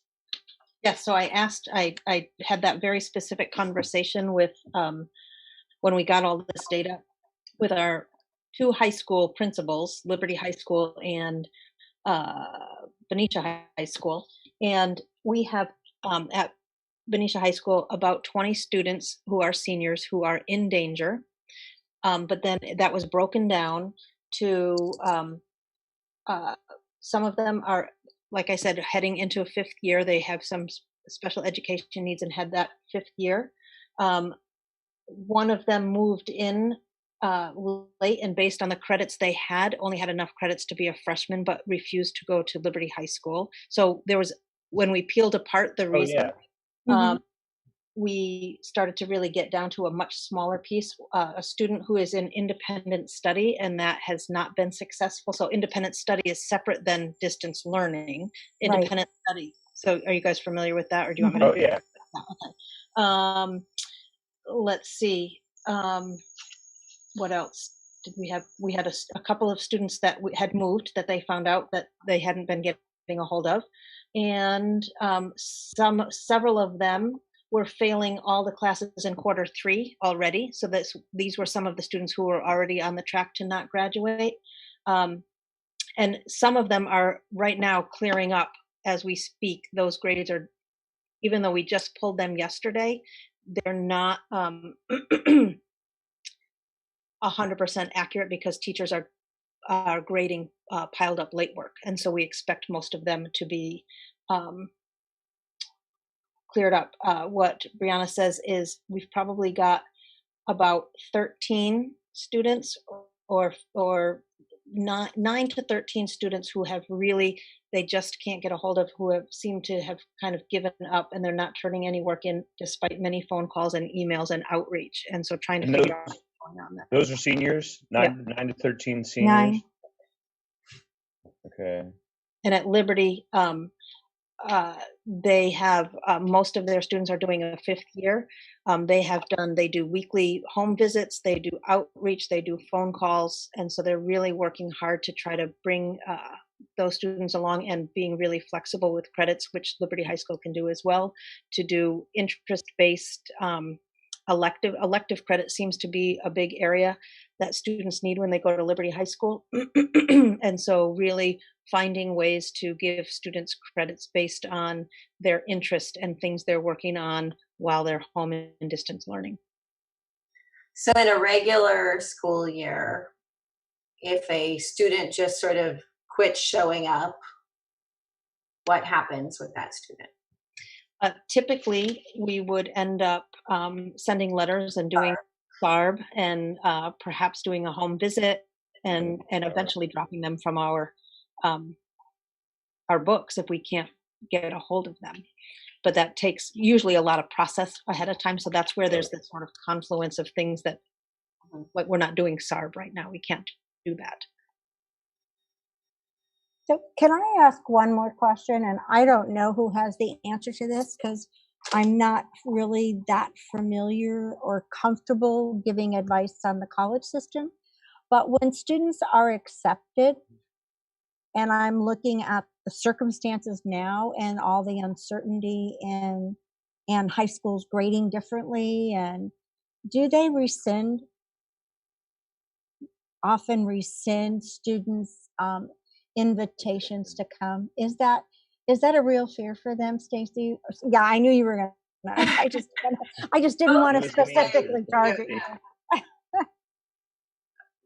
Of course, different colleges are going to look at things differently. Right. Be a variation just like anywhere else. But both the CSUs and the UCs, which the CSUs are the largest system in the country, the world, so they have a lot of weight between those two systems. And they have both said that they will be flexible with 4th quarter grades, and that depending on what students come in with, they won't penalize them based on the current situation. So what would normally happen is that your grades up through your 2nd quarter of your senior year, your grades up through your junior year are reported in your application. Mm-hmm. They do a grade check after graduation. And if there has been some major change in your grading pattern, then there's follow-up. So if all of a sudden you had a 3.8 GPA, and then they get your final grades and you have a 2.3 GPA, they're going to want to know what happened. Right. And so great, you know, and if there's something drastic and you failed a required class or something along those lines, then it might be rescinded. Because you still have to complete all your A through G requirements with the appropriate grades in normal life. Correct. So they both those systems have said they will be flexible, understanding all those things. High schools are going to grade differently. There's going to be a lot of transitions. There's going to be a lot of, so what the conversation is at the college level is they will look at midway through your senior year. And then they are still trying to figure out what the formula will be for calculating final GPAs at the system level, because they don't, in the discussion about if you're getting pass fail grades versus if you're getting grades, right, they want to be able to give students the advantage if they earned higher grades, but not penalize students whose schools gave pass fail. And so in the discussion, it will very likely look like they will calculate halfway through your senior year. And then after that, you just go, okay, did you blow it really badly? right, right. Because there is no set formula that they can come up with that accounts for all the different grading scales that the students are going to come in with. But that's all still a conversation and process as well.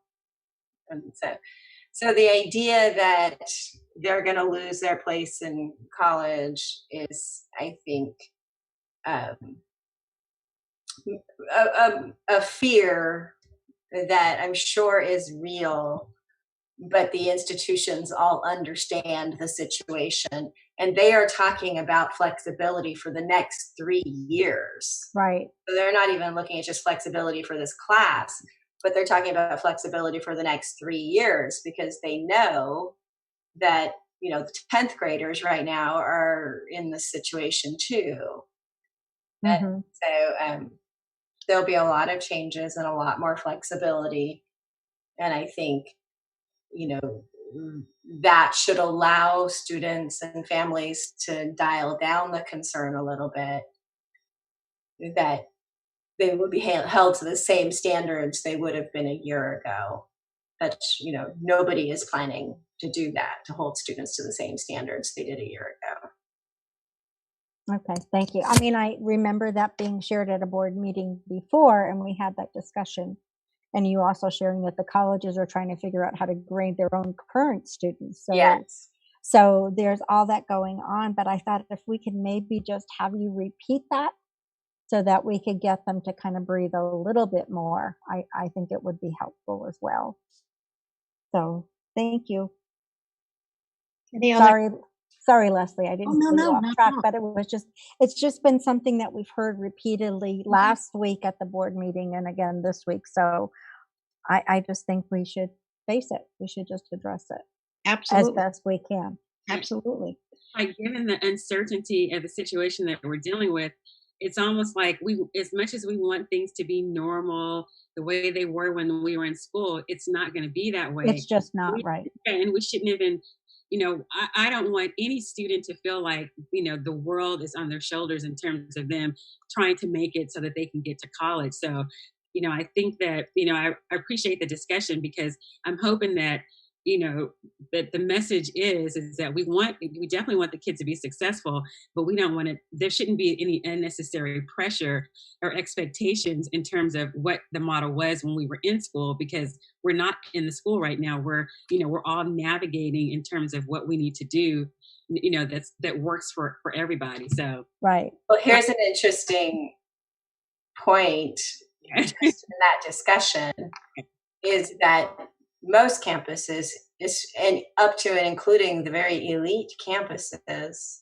are not filling their classes and are going to accept waitlist students, because lots of students are making decisions to stay closer to home or to everything. So there's going to be another round of acceptances go out in the next month or two. So it's actually might prove to benefit some of our students. Really? That there might be a little bit extra space here and there for students. So, and some campuses, are looking at what they're calling neighborhood policies or welcome home policies, where if you are attending a campus further away and you want to attend a campus closer to home, given the situation, that you could either temporarily or permanently transfer to a different campus. And so I think Fresno State announced their program earlier this week, and I know some other ones that are working on it as well. So like I said, that at the university, college university level, a lot of this transition is still happening as well. And I really appreciate your point, Dr. Moss, that people shouldn't expect things to be the same. It's not the same anywhere. It's not the same here. It's not the same at the university level. So there's going to have to be a lot of flexibility and a tolerance for ambiguity. Yeah. Right. Absolutely. Absolutely. Hey, Leslie, where were you? Okay. Well, just in reflecting and looking at all of that, and really, and just continuing to go back to the why. Like, why did we, in this new realm, decide to stay with grading, but trying to be as flexible as possible and giving kids as much opportunity as possible? Is because we wanted to encourage kids to continue learning and to stay along with us. So in that vein, one of the other conversations we had was, well, what else could we do? And in our administrative regulation, which you have attached to the board packet, you have both the current one and then a proposed new one. There is something in there that talks about incompletes. And I probably should have put the next slide first. So I'm going to go to the next slide. Our current language in the grading AR says an incomplete shall be given only when a student's work is not finished because of illness or other excused absence. If not made up within 6 weeks, the incomplete becomes an F. Now see if I can go back. So what I wanted to propose in order to, again, extend opportunities for kids to finish their learning and bring up the grades if they're really struggling with the potential of failing a class, was to use incompletes instead of an F in these two scenarios. And this would be for students in grades 6 through 12. And I probably should say this should get fixed to 6 through 12. I hope it's the right way in a policy. But students with an F for quarter 4, which brings their semester 2 grade to an F, because remember, if they fail one quarter, but they did really well the first quarter, their grade most likely wouldn't be an F. So it would be kids that were struggling, but perhaps not an F third quarter.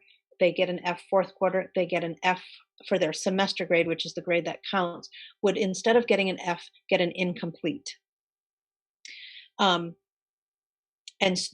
students who had an F fourth quarter, but their grade is passing, would receive that grade. And the kids who got the incomplete, what we're proposing is that they'll keep that incomplete until they finish their learning. So the teachers would work to identify some the key standards that have already been identified, and some work, whether it's through OdysseyWare, which is the program we use for independent study, or through other programs. Here's the key lessons and the key learning that needs to kind of clear your incomplete. And then once that's done, they would get credit and the grade for that quarter, and they would only have to complete that quarter and not the whole semester. The other piece that we talked about was having kids, knowing that next fall may not look a whole lot different. We don't know exactly what next fall will look like compared to now, is extending the time. So if it was a sophomore, they could have until they graduated to clear that incomplete, because they might need to kind of get their traction under them again. This would also extend to seniors. So if seniors got into this situation, they could, over the summer, granted it's not, they won't have any more time with us, but over the summer, they could clear an incomplete that they had on their transcript as well. My concern is that A through G requirements are, the students don't get credit for them if they get Ds. Okay. And so giving a student a D- doesn't really help them if they're college bound. they would need to have the opportunity to bring it up to a C in order for it to count in their A through G requirements. Okay. I mean, we can talk about all the different possibilities that you guys would be comfortable with as we do this. So definitely we can keep that in mind. The other piece that we did put in here were that kids who were already failing in Q3 before the closure and then received another F for fourth quarter, instead of just making up fourth quarter, which is the big change, would have to make up that whole semester, which is our typical practice anyway. And so that is the proposal. And I don't know if you want to have more conversation about this, if you want to make some adjustments, if you would like to vote on the recommendation now, or do you want us to continue going through the presentation? We just have a few more slides not related to grading and come back to this. I think we have to look at it some more because, structurally too, I had some questions about, so especially for seniors, like you said, you're leaving, and structurally, when are you going to be able to come back and do that? And or even for the younger kids, if let's say I was a teacher at the high school and I taught math and I had a kid that fell into this situation, normally if you fail a class, you take summer school with whoever the summer school teacher is. But is that kid still going to be attached to me and he's going to have to make up the work for me and I'm going to have to grade it still? I mean, I was just curious structurally as to how that would look. Right, and we talked about, that's a great question. We talked about that. So we do plan on offering a summer school. It's typically primarily done on Odysseyware, which is what we would need to do this summer because I don't know that we have the capacity to bring people back in person. So that would be an option. And then to answer that question about who's responsible, we did talk about that at the high school and we don't foresee it being the same teacher, but probably like the independent study teacher next year would be able to take on the kids that were making up classes or into the future. But one of the pieces we talked about was identifying now kind of what would clear that grade. So identifying the packet, for lack of better words, it wouldn't necessarily be a packet, but the key assignments that would need to be done and learned and showed mastery on before we could clear that incomplete. Does that answer your question? So the current teacher would say she's not passing this math class and she'd have to master these 6 things to pass the class. Right. So for instance, the study teacher would make sure that happened. Exactly. So, for instance, integrated 1, the teachers now doesn't have to be teacher by teacher, but they can figure out these are the assignments to clear an incomplete for integrated 1. Okay. Integrated 1. Okay, that makes sense. Or whatever class I was. Yeah, I see. So for this policy, the 2 things I'd want to see changed is that D-,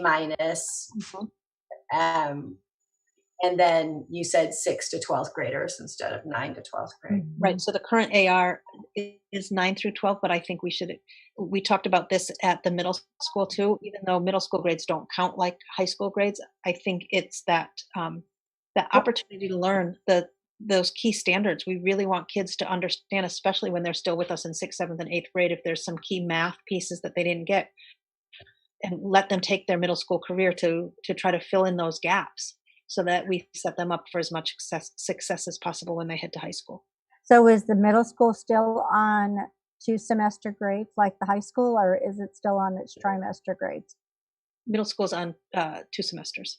Okay. So that second bullet is still not making sense to me, I guess. So student is failing in the second semester, they're failing the 3rd quarter, and then they're failing the 2nd quarter. That's an F for semester 2, which you're recommending become an incomplete. So that's, so the first bullet is if the student gets an F in 4th quarter, and when it's averaged or however the grade is done to bring Q3 and Q4 together for a semester grade, it drops that semester 2 grade to an F, they'd get an incomplete. So, because you put fourth quarter together with third quarter. Right. Those two together get an F because of fourth quarter, they would get an incomplete. The second bullet proposal was if students get an F in fourth quarter, but maybe they had a really high grade in the third quarter, and it brings them to a not a failing grade for the semester, because the semester is the only grade that shows up on the transcripts, they would Right. get the grade they got. But what I'm hearing you say is we might need to reconsider for the A to G requirements, that we add an additional bullet that if students with an F for quarter 4 and it brings their semester 2 grade in a graduation, an A to G requirement below a C minus, they would get that incomplete as well. Is that what you're saying? Yes, because giving them a D doesn't do anything for them. The class still wouldn't count. Right. How are people dealing in AGD classes with the credit, no credit aspect? Is a credit considered good enough or no? Credits considered C or better. So theoretically, that, I mean, if we come back to it, we could look at possibly, and for me, like I said, if we come back and look at it, I think we need to look at your graduating seniors in a different light than the other grade levels, because the other grade levels do have that extra time to make things up. But we have people that are right at the finish line, and that flexibility for the teacher to be able to put maybe a credit, no credit, a credit was an option, where that could help fix that situation too. But I mean, I know we don't want to go there for everybody, but that's a concept too that I talked to a few of the high school teachers that brought up. If they had that ability. But I think, don't they now in our current policy? Yeah, I was going to say that's actually a really good point, Mark, because doesn't our policy allow for? Yes, it does. It already is there. Decide on pass, no pass, or credit, no credit as an option. Credit, no credit. To see, I think a lot of the teachers, especially that would be very beneficial. It's teacher discretion, and I mean they know the kids. So if they really were there and they're like, that ability to give that credit could help with that, A to G, G minus, or, having to have a C aspect if it's looked at as a C. So I think if you go back into our current policy, and I can't pull it up now because too many things on the screen. Too many things on the screen, but I believe that already exists in our policy. We don't need to add it. With parent and I don't know if it's teacher or admin discretion, you could turn a course into pass fail. Pass fail. And so maybe the options are, if you've got a flat F, you can get an incomplete. But if you've got grades that could be considered passing, you get a pass fail. Yeah. So instead of doing an incomplete till you bring it to a C? Yes. Yes. I'm trying to make sure I get what you're saying. So, well, just utilizing our current system rather than looking at giving them incomplete until they bring their grade to a C, they could opt for pass fail if the teacher felt they would pass. And that's on an individual student basis. That's not, what I'm not hearing is we're not saying that you have to convert your entire class to pass fail. Correct. I'm saying that would be an option for a grade, when you're for the second bullet students. Right. See that? Yeah, that second bullet, I think that would be a better option, and it's already available. So I would say we need to utilize it if a teacher feels they need it. Okay. Yeah, I think the teachers would like that too. But keep the first bullet the same. Well, yes, because in that case, you'd be giving them a fail, and we don't. Right. We want them to have an option to pass it. Right. Yeah. Because I am really just concerned about those. I'm concerned about. I just have a worry that the situation is then penalizing students. So I'm worried about this. So an incomplete is a softer landing than an F. Right. Yeah. And it gives them. I mean, it goes back to one of our guiding principles. of saying we've already identified what learning we need you to have that's really important, and how can we get you there. Right. Right. And it utilizes tools we already have. Correct. That's So, true I mean, too. really the thing that we would have to vote on is allowing these Fs to extend until they're No, allowing the incompletes to extend. turning into, Right. I mean, And the I's turning into F's in 6 weeks. Right. I think there's three things: allowing the incomplete to stand for longer than the 6 weeks. The reason, because in the policy or in the AR, it says because of illness or other excused absence. So the reason would be the second sort of flexibility piece on that. And then the third, if you want it to extend to 6th grade, I think we need to call that out, because right now it is 9 through 12. Yes. Oops. Okay. So if we could revise that for us, I think. They sure can. Okay. Would you like, so do you want to, want me to bring it back next time? Would you revise? I think I'd like to see it revised. Yeah. Please. I think bringing it back next time would be good. Okay. Thank you, Leslie. Thank you. Good. A lot Good of feedback. good thinking for your team, from your team. We appreciate it. Absolutely. It's not, it's that there's no magic answer. Well, we keep hearing that we may have to do this again in the future. So the more we not really dig into these things, the better off we are in the long run. I agree. Right. Well, and what I really like is the policy that we have really does encompass so many scenarios. I mean, it really does provide a lot of flexibility. It's not just a one size fits all. Yeah. And we're lucky to have a grading policy that does provide that much flexibility. Exactly. I think it's about being as broad comfortable tapping into it and using all the different components that are in it.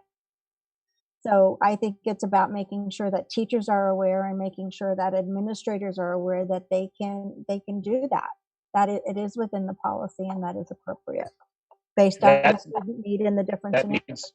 It needs to go out in an email. Just I like, Diane, reminding the teachers with everything going on of this, an email coming from Brianna saying, hey guys, this is an option grade wise, so that everyone knows, what the possibilities are. Right. And I think that'll put many people at ease, the students, the parents. I think that's great. Yeah. So Leslie, can we make sure that gets communicated as well? Because I think it will be really important. Absolutely. So what I'm, just to clarify, so what I'm communicating now, because we're not acting on the incomplete piece, but the pass-fail piece of the, correct? Correct. Excellent. Any other questions on this? And the 6 to 12. So that's the we're gonna make that. We're gonna do that next week, though. We'll do it in the next week when you revise it. This right. will be applicable to middle school, high school. Yep. Anything else on this? No, thank you very much. No, I think that's good. Absolutely. Okay. And so then the last piece I'm going to do before I turn the very last end of this over to Stephanie is just to kind of give you, one of the other things you asked was for an update on our short-term and our long-term planning. And so what we are doing currently is creating a design team, to reopen schools and what that will look like. So we've identified a team of 14, half administrators and half teachers, representing every school site, to really look at different models that we could put in place if we're having to continue with distance learning full-time, depending on what happens over the summer, or some hybrid model, or if we're able to come back in full capacity, what that could look like in terms of ensuring the safety of our students and our staff and our families, abiding by all of the regulations that are put out by the Department of Health and CDC in terms of what we have to have in place. And then how do we do that and continue to be mindful of what students need in terms of essential learning and taking into consideration, all of these aspects we've talked about this whole time. So that design team was just identified, and we're going to try to meet between now and the June 4th board meeting and come to you with some proposals of we could do this or this.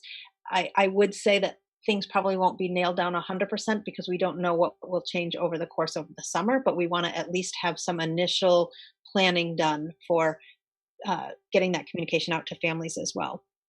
Leslie, why aren't there any parents involved? That's a good question. We can absolutely talk about that. I mean, I think at least pull the PTA presidents or people that have some site council, or, I mean, if they're not involved in the full planning, some sort of engagement. Some sort of do that with all of our other planning with LCFF. Yeah, and we had talked about, we didn't bring them into this part because it was happening so quickly and the minutia of some of the details, but really once we get some models out there, kind of putting them out and getting some reaction to them. But well, I think it would be really good because this is really going to impact parents. Right. So I don't think we can, I think it's a great idea. I support Stacy's suggestion to pull parents onto the team. And speaking from a person in the classroom, the more the teachers know before they leave for summer in terms of, obviously you're not going to know everything structurally, but the more they know, the better they can plan, whether it's going to be more of the distance learning model or, like you said, the hybrid. I mean, Right. People have more of an opportunity to prepare the more they know going in. Absolutely. Right. Absolutely. Likely we'll be looking at doing whatever it is in phases, and those phases would need to align with the health department phases of when we can continue to reopen, size of groups, and all of those kinds of things. Diane? Okay. Obviously, we want them all to go back to school. Yeah. But I know. So but I really do want to talk about that. So yes, so I think it would be a great idea. So Leslie, are you finished? Because I'm going to have a motion from the team. What are we voting on? I'm going to ask for a motion to withdraw the motion for the Incomplete. For the grading policy as it is presented to us tonight, to have it removed, and so that we could bring it back for the next meeting. We can have the design, the adjustments made, and bring it back for the next meeting. So you want me to pause? Could we pause and take that off so that we know we've done that? Sure. Georgina's sending me notes. Don't forget.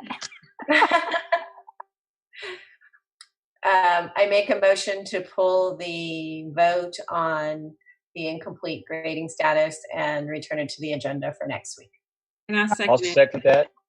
All those in favor say aye. Aye. Aye. Any opposed? Hearing none, the motion as it stands is pulled, and we'll come back next week. Thank you, guys. Thank Sorry, you. Leslie. No We problem. should just note that Trustee Zeta is no longer present. Oh, I'm sorry. Thank you. Okay, so are you aware of that, Georgina? Okay, there you go. Georgina now knows that. Thank you for sharing. President Ferrucci, I just had a quick comment. I really appreciate this robust and thoughtful conversation. So just a thought about Dr. Beatson said that the design team will be working hard to present some models on June 4th. And I just want the public to know, and I appreciate Mr. Maselli's comments as well, that it'll be our best thinking at that point. And then whatever the models are that we'll be presenting and talking about at that date, it's an obvious point, but things could change, right? Right. Regarding what we hear from state officials, health officials, et cetera. So we take our guidance from them, obviously. So everybody's looking for certainty. We really are, but we don't seem to live in that world anymore, like what Dr. Hogan said about having a tolerance for ambiguity. But we want to put as clear as we can our best thinking by June 4th, knowing that even those models need to be flexible based on what can happen between that date and August. So obvious point, but I just wanted to reiterate it. Well, yes, but as I said, I would, Leslie does, or Dr. Beatson does such a great job of gathering parent input, whether she's doing it from surveys or her her carousel activities. I just Absolutely. think that is going to be such a big and important decision that we as a district are making as we move forward. I would like to make sure that we reach out as well. I agree. That's a great point. Absolutely. Absolutely. Well, I'm just going to wrap this up. Thank you for bearing with us through all of this. But anyway, we've got some future planning started and fast and furious, and we will continue that and continue to update you. And just knowing that we have a lot of constraints and a lot of unknowns at this point, and so it's we're just taking that into consideration as we start to plan. We don't know about instructional minutes or length of day or ADA. So in some ways it makes it difficult to get too detailed because we don't know what will be acceptable and what won't. But those are things that we're thinking about, and we're going to put a lot of great heads together to come up with some innovative plans, because it's also an opportunity to say, what lessons have we learned about education, both in this time period in this fourth quarter, and then historically, that we have some opportunities to say, hey, what could we do differently moving into the future short term, and then when we take a longer term view when we come out of this on the other side. And I think these last few slides we're not going to go through unless you want me to. At this point, we can bring them back next time. We just want to continue to give you a glimpse into some of the great work that's happening across the district in distance learning. So these were just some of the highlights that Stephanie had pulled, but I'm wondering, since it's getting late, if you want to, we can kind of just poke around at them on your own, or we can bring them back next time. I think maybe next time would be really good, because we're approaching our end time anyways, or we're going to have to vote to extend. So Yeah, I'd be happy to bring it back. yeah, would love to, because I actually did poke around in them when I was going through There's my. some really great stuff. There is a lot of great stuff, and it's worth sharing. So No Awesome. problem. And I think that was it for us. okay. Thank you. All right. Thank you, everybody, so much. I mean, y'all hung in there. It was a really long meeting, and guess what? We'll see you all next Thursday. We are back again on the 28th. So that concludes our agenda. We've got a few things to look forward to next week, and have a great evening and stay safe. Thanks, everybody. Yeah. Good night. Thank you. Meeting is adjourned.